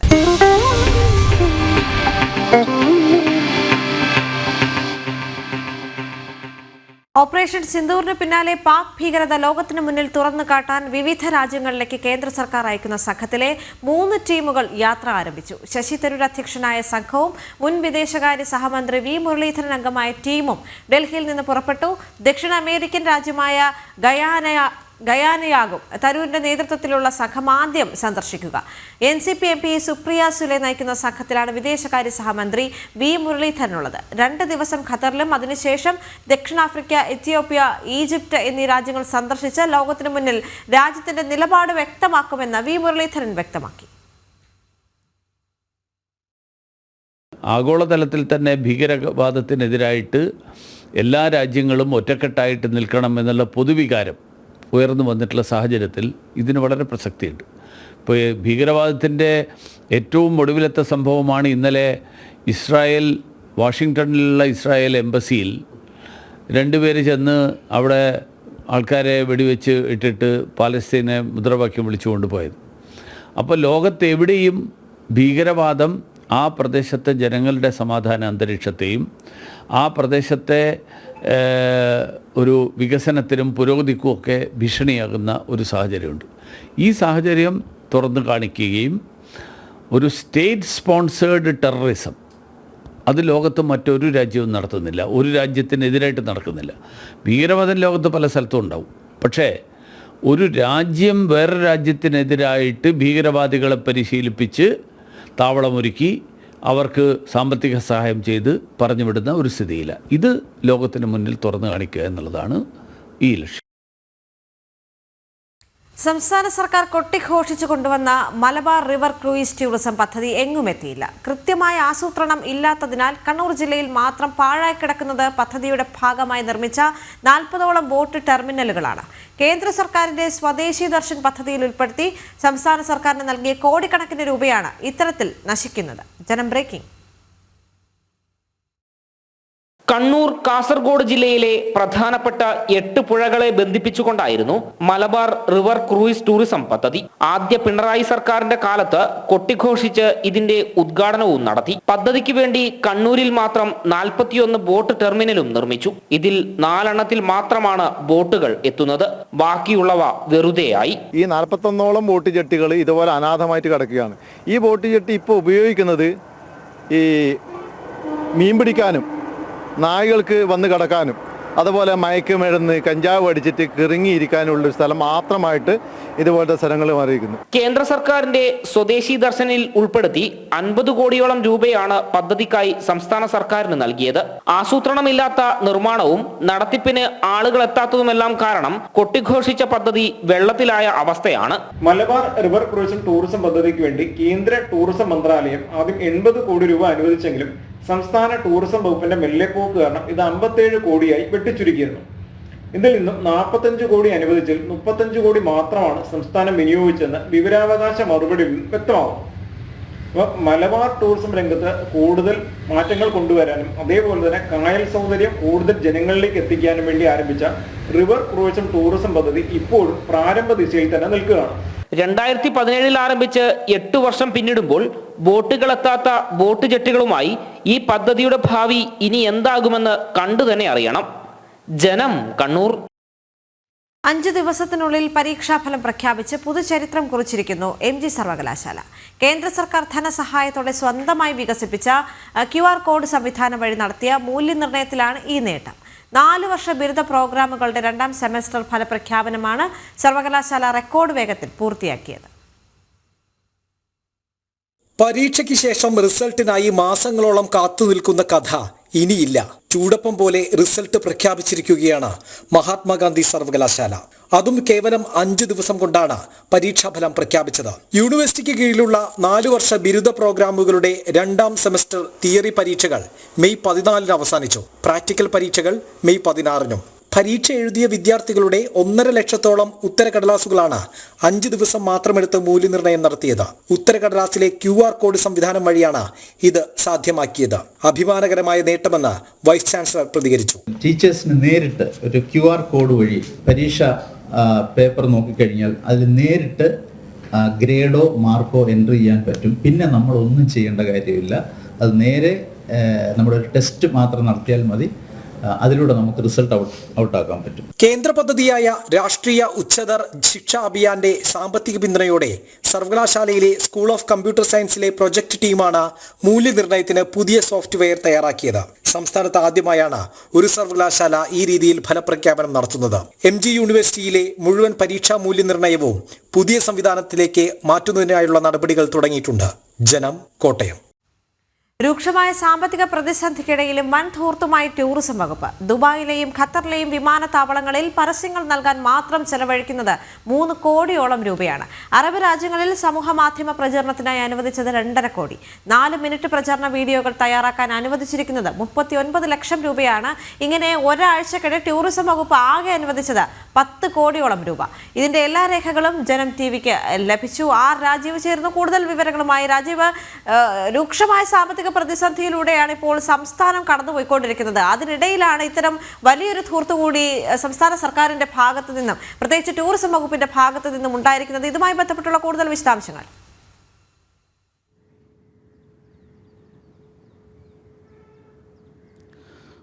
ദേവിക, വലിയ ഒരു സാമ്പത്തിക പ്രതിസന്ധിയിലൂടെ സംസ്ഥാനം കടന്നുപോയിക്കൊണ്ടിരിക്കുകയാണ്. ഒരുപക്ഷെ ദൈനംദിന ചെലവുകൾക്ക് പോലും കടം വാങ്ങി മുന്നോട്ട് പോകേണ്ട അവസ്ഥയിലാണ് കേരളം. കേന്ദ്ര സർക്കാർ കടം നൽകുന്നതിന് അനുമതി വേണം എന്നാവശ്യപ്പെട്ടുകൊണ്ട് അടുത്തിടെയാണ് ധനവകുപ്പ് വീണ്ടും കത്ത് നൽകിയത്. ഈ രീതിയിൽ കടം വാങ്ങി ഓരോ മാസവും സർക്കാർ ജീവനക്കാർക്ക് ശമ്പളവും മറ്റ് ആനുകൂല്യങ്ങളും ഒക്കെ നൽകേണ്ട ഒരു ഗതികേടിലൂടെയാണ് കേരളം കടന്നുപോയിക്കൊണ്ടിരിക്കുന്നത്. പക്ഷേ ഒരു വശത്ത് ധൂർത്തിന് ഒരു കുറവുമില്ല എന്ന് തെളിയിക്കുന്ന രേഖകൾ കൂടിയാണ് ഇപ്പോൾ പുറത്തേക്ക് വരുന്നത്. ഒരു വശത്ത് മുഖ്യമന്ത്രിയുടെ നേതൃത്വത്തിൽ സംസ്ഥാന സർക്കാരിന്റെ 4ാം വാർഷിക ആഘോഷങ്ങൾ കിങ്കമമായി നടക്കുന്നു. അതിനും കോടികളാണ് ചെലവഴിച്ചുകൊണ്ടിരിക്കുന്നത്. ഇതിനു പുറമെയാണ് ഇപ്പോൾ ടൂറിസം വകുപ്പും കോടികൾ ചെലവഴിച്ചുള്ള ധൂർത്ത് ഇങ്ങനെ യഥേഷ്ടം തുടർന്നുകൊണ്ടിരിക്കുന്നത്. ടൂറിസം വകുപ്പിന്റെ പ്രചരണത്തിനായി അറബ് രാജ്യങ്ങളിൽ പ്രചരണം നടത്തുക എന്ന ലക്ഷ്യത്തോടു കൂടിയാണ് നിലവിൽ ഇപ്പോൾ കോടികൾ അനുവദിച്ചിരിക്കുന്നത്. അതിൽ ഏറ്റവും പ്രധാനപ്പെട്ടത് ദുബായിലും അതുപോലെ തന്നെ ഖത്തറിലെയും വിമാനത്താവളങ്ങളിൽ പരസ്യം നൽകുക എന്നതാണ്. ഈ പരസ്യം നൽകുന്നതിന് വേണ്ടി 3 കോടി രൂപയാണ് അനുവദിച്ചിരിക്കുന്നത്. ഇതിനൊപ്പമാണ് ഈ അറബ് രാജ്യങ്ങളിലെ സാമൂഹ്യ മാധ്യമങ്ങൾ വഴിയുള്ള പ്രചരണത്തിനായി 2.5 കോടി രൂപ അനുവദിച്ചിരിക്കുന്നത്. ഇതിനൊപ്പം 1 മിനിറ്റ് ദൈർഘ്യമുള്ള വീഡിയോ ഡോക്യുമെൻ്ററിയിൽ ചിത്രീകരിക്കുന്നതിനായി 39 ലക്ഷം രൂപയാണ് അനുവദിച്ചിരിക്കുന്നത്. കഴിഞ്ഞ ഒരാഴ്ചയ്ക്കിടെയുള്ള രേഖകൾ പരിശോധിക്കുകയാണെങ്കിൽ 10 കോടി രൂപയ്ക്കടുത്താണ് നിലവിൽ ടൂറിസം വകുപ്പ് അനുവദിച്ചിരിക്കുന്നത്. ഈ രീതിയിലുള്ള വലിയ ധൂർത്ത് തന്നെയാണ് ടൂറിസം വകുപ്പിൽ ഇപ്പോൾ നടന്നുകൊണ്ടിരിക്കുന്നത്. ഞാൻ നേരത്തെ സൂചിപ്പിച്ചതുപോലെ വലിയ സാമ്പത്തിക പ്രതിസന്ധിയിലൂടെ സംസ്ഥാനം കടന്നുപോയിക്കൊണ്ടിരിക്കുകയാണ്. ഈ സാമ്പത്തിക പ്രതിസന്ധിയുടെ പേരിൽ ജനങ്ങൾക്ക് വേണ്ട പദ്ധതികളെല്ലാം വെട്ടിക്കുറച്ച് കഴിഞ്ഞിരിക്കുന്നു. കാരുണ്യ പദ്ധതിക്ക് നൽകാൻ പണമില്ല. അവശ്യ മരുന്നുകൾ വാങ്ങുന്നതിന് കേരള മെഡിക്കൽ സർവീസ് കോർപ്പറേഷൻ ലിമിറ്റഡിന് പണം നൽകുന്നില്ല. പണമില്ലാത്തതിൻ്റെ പേരിൽ ക്ഷേമ പെൻഷനുകൾ മുടങ്ങിയിരിക്കുന്നു. സഹകരണ സംഘങ്ങളിൽ നിന്നും മറ്റും വായ്പ എടുത്താണ് നിലവിൽ ഈ ക്ഷേമ പെൻഷനുകൾ നൽകുന്നത്. ക്ഷേമ പെൻഷനുകൾ നൽകാൻ എന്ന പേരിൽ ഇന്ധന സെസ് ഏർപ്പെടുത്തിയിട്ട് 2 വർഷമാകുന്നു. ഇതുവരെ പിൻവലിച്ചിട്ടില്ല. ഈ രീതിയിൽ സാധാരണക്കാരെ ബുദ്ധിമുട്ടിക്കുന്ന സമീപനങ്ങൾ തുടരുമ്പോഴാണ് ഒരു വശത്ത് ധൂർത്ത് ഇങ്ങനെ യഥേഷ്ടം തുടർന്നുകൊണ്ടിരിക്കുന്നത് എന്ന വസ്തുത കൂടി നിലനിൽക്കുന്നുണ്ട്. നേരത്തെ നമുക്കറിയാം മുഖ്യമന്ത്രിയുടെ നവകേരള സദസ് ഉൾപ്പെടെ 100 കോടി രൂപയ്ക്കടുത്ത് ചെലവഴിച്ചുകൊണ്ടായിരുന്നു നടത്തിയത്. ഇതിനുശേഷവും ഇപ്പോഴും മുഖ്യമന്ത്രിയുടെ മുഖാമുഖം പരിപാടി നടക്കുന്നുണ്ട്. അതിനും കോടികളാണ് ഒരു വശത്ത് ചെലവഴിച്ചുകൊണ്ടിരിക്കുന്നത്. ഇതിന് പിന്നാലെയാണ് ഇപ്പോൾ ടൂറിസം വകുപ്പും ഈ രീതിയിൽ അറബ് രാജ്യങ്ങളിൽ പരസ്യപ്രചാരണം നടത്താനെന്ന പേരിൽ കോടികൾ ഇങ്ങനെ അനുഭവിച്ചുകൊണ്ടിരിക്കുന്നത്. അതുകൊണ്ട് എന്ത് പ്രയോജനമെന്ന ചോദ്യം ടൂറിസം വകുപ്പിലെ തന്നെ ചില ഉന്നത ഉദ്യോഗസ്ഥർ ചോദിക്കുന്നുണ്ട്. പക്ഷേ അതിനൊന്നും വ്യക്തമായ മറുപടി നൽകുന്നില്ല. അതേസമയം തന്നെ ഈ രീതിയിൽ വിദേശത്ത് കോടികൾ ചെലവഴിച്ചുകൊണ്ടുള്ള പ്രചരണം ഒരു വശത്ത് ഇങ്ങനെ തുടർന്നുകൊണ്ടിരിക്കുകയാണ് എന്നതാണ് വസ്തുത. ഏതായാലും ഈ സാമ്പത്തിക പ്രതിസന്ധിക്കിടയിൽ വീണ്ടും വലിയ ധൂർത്തിന് കളമൊരുങ്ങുന്നു എന്ന ചില സൂചനകൾ കൂടി നമുക്ക് ലഭിക്കുന്നുണ്ട്. മുഖ്യമന്ത്രിയുടെ നേതൃത്വത്തിൽ ഉൾപ്പെടെ വീണ്ടും വിദേശ രാജ്യങ്ങൾ സന്ദർശിക്കുന്നതിനുള്ള നടപടികളും പൂർത്തിയായി വരുന്നു എന്നാണ് നമുക്ക് അറിയാൻ കഴിയുന്നത്. ദേവിക, ശരി. തിരുവനന്തപുരത്ത് മരം മുറിഞ്ഞൊടിഞ്ഞ് ഗതാഗതം തടസ്സപ്പെട്ടു. സെക്രട്ടേറിയറ്റ് അനക്സ് 1 സമീപമുള്ള റോഡിലാണ് മരം മുറിഞ്ഞു വീണത്. ഫയർഫോഴ്സ് എത്തി കൂറ്റൻ മരം മുറിച്ചു മാറ്റുകയാണ്. ടിൻഡുദാസ് ചേരുന്നുണ്ട് അവിടെ നിന്നും. ടിൻഡു, ഇപ്പോൾ മരം പൂർണ്ണമായി മാറ്റാൻ സാധിച്ചിട്ടുണ്ടോ, അല്ലെങ്കിൽ പണികൾ നടക്കുന്നതേ ഉള്ളോ? ദേവിക, ഇന്ന് രാവിലെയാണ് ഈ പ്രസ് ക്ലബിന് മുന്നിലുള്ള തിരുവനന്തപുരം പ്രസ് ക്ലബിന് മുന്നിലുള്ള സെക്രട്ടേറിയറ്റ് അനക്സ് 1 സമീപമുള്ള ഈ റോഡിലെ കൂറ്റൻ മരം കാറ്റത്ത് കടപുഴകി വീണത്. വലിയ രീതിയിലുള്ളൊരു അപകടമാണ്. കാരണം ഇവിടെ തലതാഴേക്ക് അപകടമാണ് ഒഴിവായത്. കാരണം ഈ സ്റ്റാച്യുവിൽ നിന്നും ബേക്കർ ജംഗ്ഷൻ വഴി ബേക്കർ ജംഗ്ഷൻ വഴി കാട്ടാക്കട തുടങ്ങിയ ഭാഗങ്ങളിലേക്ക് പോകുന്ന വലിയ KSRTC ബസ് ഉൾപ്പെടെ പോകുന്ന റോഡാണ്. ആ റോഡിലാണ് ഇത്തരത്തിലൊരു വലിയ മരം കടപുഴകി വീണത്. തലതാഴേക്കാണ് അപകടം ഒഴിവായത് മനസ്സിലാക്കാൻ സാധിക്കും. നമുക്ക് ദൃശ്യങ്ങളിൽ കാണാൻ സാധിക്കുന്ന പോലെ തന്നെ ഈ മരം വീണത് പ്രസ് ക്ലബിന്റെ മുന്നിലേക്കാണ് വീണത്. വീണ സമയത്ത് ആ മരത്തിന്റെ വലിപ്പം കണ്ടാൽ തന്നെ മനസ്സിലാകും. അവിടെ വൈദ്യുതി പോസ്റ്റുകളും മറ്റും ഉള്ളതാണ്. ഈ വൈദ്യുതി പോസ്റ്റിന് മുകളിലേക്കാണ് ഈ മരം ചാഞ്ഞത്. ഈ മരം ഇപ്പോൾ മുറിച്ചു മാറ്റാൻ ശ്രമിക്കുന്ന കാഴ്ചകളാണ് കാണാൻ സാധിക്കുന്നത്. ഫയർഫോഴ്സിന്റെ ഒരു യൂണിറ്റ് ചെങ്കൽച്ചൂളിൽ നിന്നുള്ള ഒരു യൂണിറ്റ് ഇവിടെ എത്തിയാണ് ഇപ്പോൾ ഈ മരം മുറിക്കുന്ന പ്രവർത്തനങ്ങൾ തുടങ്ങിയിട്ടുള്ളത് നമുക്ക് മനസ്സിലാക്കാൻ സാധിക്കുന്നുണ്ട്. നമുക്ക് ദൃശ്യത്തിൽ കാണാൻ സാധിക്കുന്നത് പോലെ തന്നെ വലിയ രീതിയിലുള്ളൊരു അപകടമാണ് ഇവിടെ നിന്നും ഒഴിവായിട്ടുള്ളത്. കാരണം ഏറ്റവും കൂടുതൽ ആളുകൾ സർക്കാർ ഉദ്യോഗസ്ഥർ അനെക്സ് 1 എന്ന് പറയുന്നത് നിരവധി ഉദ്യോഗസ്ഥർ ജോലിക്ക് വരുന്നൊരു പ്രദേശമാണ്. അതോടൊപ്പം തന്നെ ഇതിന് മുന്നിലൊരു ഇൻസ്റ്റിറ്റ്യൂഷൻ, ഒരു ജേർണലിസം ഇൻസ്റ്റിറ്റ്യൂഷനുണ്ട്. അവിടെ കുട്ടികൾ വരുന്നുണ്ട്. അതോടൊപ്പം തന്നെ ഏറ്റവും കൂടുതൽ ആളുകളൊക്കെ വരുന്നൊരു പ്രദേശമാണ്. ആ പ്രദേശത്താണ് ഇത്തരത്തിലുള്ളൊരു അപകടം സംഭവിച്ചിട്ടുള്ളത്, അല്ലെങ്കിൽ ഇത്തരത്തിലുള്ള അത്യാഹിതം സംഭവിച്ചിട്ടുള്ളത്. പക്ഷേ ആളപായം ഉണ്ടായിട്ടില്ല എന്നതാണ് ഏറ്റവും പ്രധാനപ്പെട്ട കാര്യം. വലിയ രീതിയിലുള്ള നമുക്ക് ഈ ദൃശ്യത്തിൽ കാണാൻ സാധിക്കുന്ന പോലെ ഈ സെക്രട്ടേറിയറ്റിന്റെ ചുറ്റുപാടും വലിയ വലിയ മരങ്ങൾ നിൽക്കുന്നുണ്ട്. ഈ മരങ്ങളൊക്കെ സമയബന്ധിതമായിട്ട് ഇത്തരത്തിൽ ഈ വേരിൽ മണ്ണില്ലാത്ത സമയത്ത് ഈ മരങ്ങളൊക്കെ മുറിച്ചു മാറ്റണമെന്നുള്ള അഭിപ്രായങ്ങളൊക്കെ ഉയർന്നതാണ്. പക്ഷേ ഈ ഒരു മഴയിൽ ഇത്തരത്തിലൊരു വലിയൊരു അത്യാഹിതം സംഭവിച്ചിട്ടുണ്ടെന്നാണ് നമുക്ക് മനസ്സിലാക്കാൻ സാധിക്കുന്നത്. ഈ പ്രദേശത്ത് തന്നെ ഇത്തരത്തിൽ ഒരുപാട് ഇതുപോലുള്ള മരങ്ങൾ ഈ മരത്തിന്റെ വേരിൽ മണ്ണില്ലാത്ത രീതിയിൽ നിൽക്കുന്നുണ്ട്. ഈ മരങ്ങളൊക്കെ മുറിച്ചു മാറ്റാനുള്ള നടപടി ഉണ്ടാകണമെന്ന് വിവിധ ഘട്ടങ്ങളിൽ ആവശ്യപ്പെട്ടിട്ടുള്ളതാണ്. പക്ഷേ ഇന്ന് ഇപ്പോൾ ഈ മഴ പെയ്തപ്പോൾ ഇത്തരത്തിലൊരു അപകടം സംഭവിച്ചിരിക്കുന്നു. ഒരു കൂറ്റൻ മരമാണ് ഇത്തരത്തിൽ ഒരു ഇൻസ്റ്റിറ്റ്യൂഷന് പുറത്തേക്ക് മറിഞ്ഞു വീണിട്ടുള്ളത്. വലിയ രീതിയിലുള്ള ആളപായമോ അത്യാഹിതമോ ഒന്നും സംഭവിച്ചിട്ടില്ല എന്നതാണ് ഏറ്റവും പ്രധാനപ്പെട്ട കാര്യം. കാരണം ഇത് ഏറ്റവും കൂടുതൽ തിരക്കേറിയ പ്രദേശമാണ്. സെക്രട്ടേറിയറ്റിന്റെ പിറകുവശമാണ്. സമീപത്ത് സ്റ്റേഡിയമുണ്ട്. അടുത്ത ഒരുപാട് സർക്കാർ സ്ഥാപനങ്ങളുണ്ട്, പോലീസ് സ്റ്റേഷനുണ്ട്. അപ്പോൾ ഏറ്റവും കൂടുതൽ തിരക്ക് ഉണ്ടാകുന്ന ഒരു മേഖല കൂടിയാണ് ഈ പ്രസ് ക്ലബിന്റെ ഈ സൈഡിലുള്ള റോഡ് എന്ന് പറയുന്നത്. അപ്പോൾ ഈ മരം മുറിച്ചു മാറ്റുന്ന നടപടിക്രമങ്ങളാണ് ഇപ്പോൾ പുരോഗമിക്കുന്നത്. നമുക്ക് ദൃശ്യങ്ങളിൽ കാണാൻ സാധിക്കും.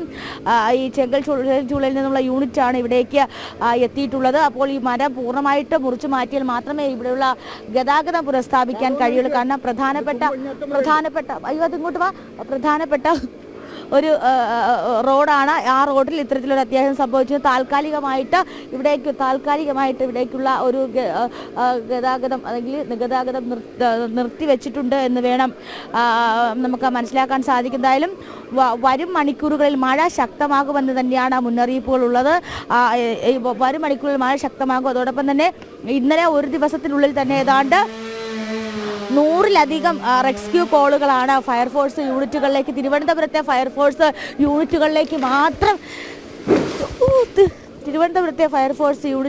മാത്രം എത്തിയിട്ടുള്ളത്. അപ്പോൾ ഇന്നലെ രാത്രി വലിയ രീതിയിലുള്ള അത്യാഹിതങ്ങൾ സംഭവിച്ചിട്ടുണ്ട്. 100-ലധികം കോളുകൾ വന്നിട്ടുണ്ട്. 100-ലധികം റെസ്ക്യൂ ഓപ്പറേഷനുകൾ നടന്നിട്ടുണ്ട്.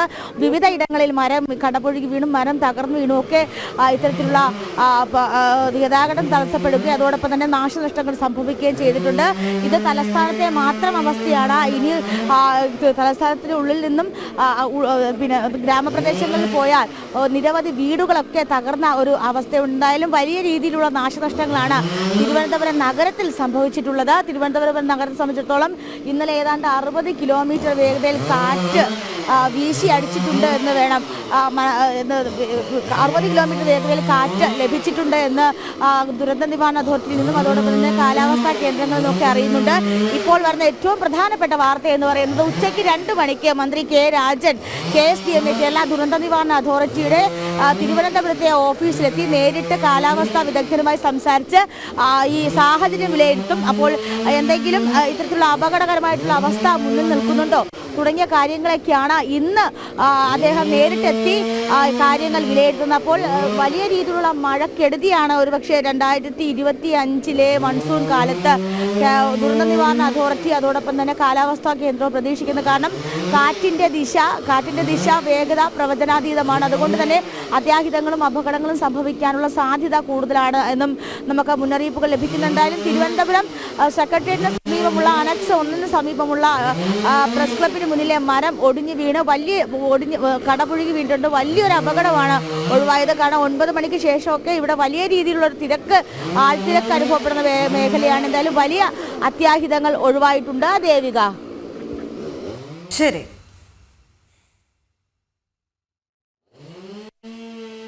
കണ്ണൂർ ചെറുപുഴയിൽ 8 വയസ്സുകാരിയെ അച്ഛൻ മർദ്ദിക്കുന്ന ദൃശ്യങ്ങൾ പ്രചരിക്കുന്നു. മലാങ്കടവ് സ്വദേശി മാമച്ചനാണ് ദൃശ്യങ്ങളിൽ കുട്ടിയെ മർദ്ദിക്കുന്നത്. കുട്ടിയുടെ അച്ഛനും അമ്മയും അകന്നു കഴിയുന്നുവെന്നാണ് വിവരം. 12 വയസ്സുകാരനാണ് വീഡിയോ പകർത്തിയിരിക്കുന്നത്. മിഥുൻ പിള്ള ചേരുന്നുണ്ട് കൂടുതൽ വിവരങ്ങളുമായി. മിഥുൻ, ഇയാൾക്കെതിരെ കേസെടുത്തിട്ടുണ്ടോ? നിലവിൽ മറ്റ് വിവരങ്ങൾ എന്തെങ്കിലും ലഭ്യമാകുന്നുണ്ടോ?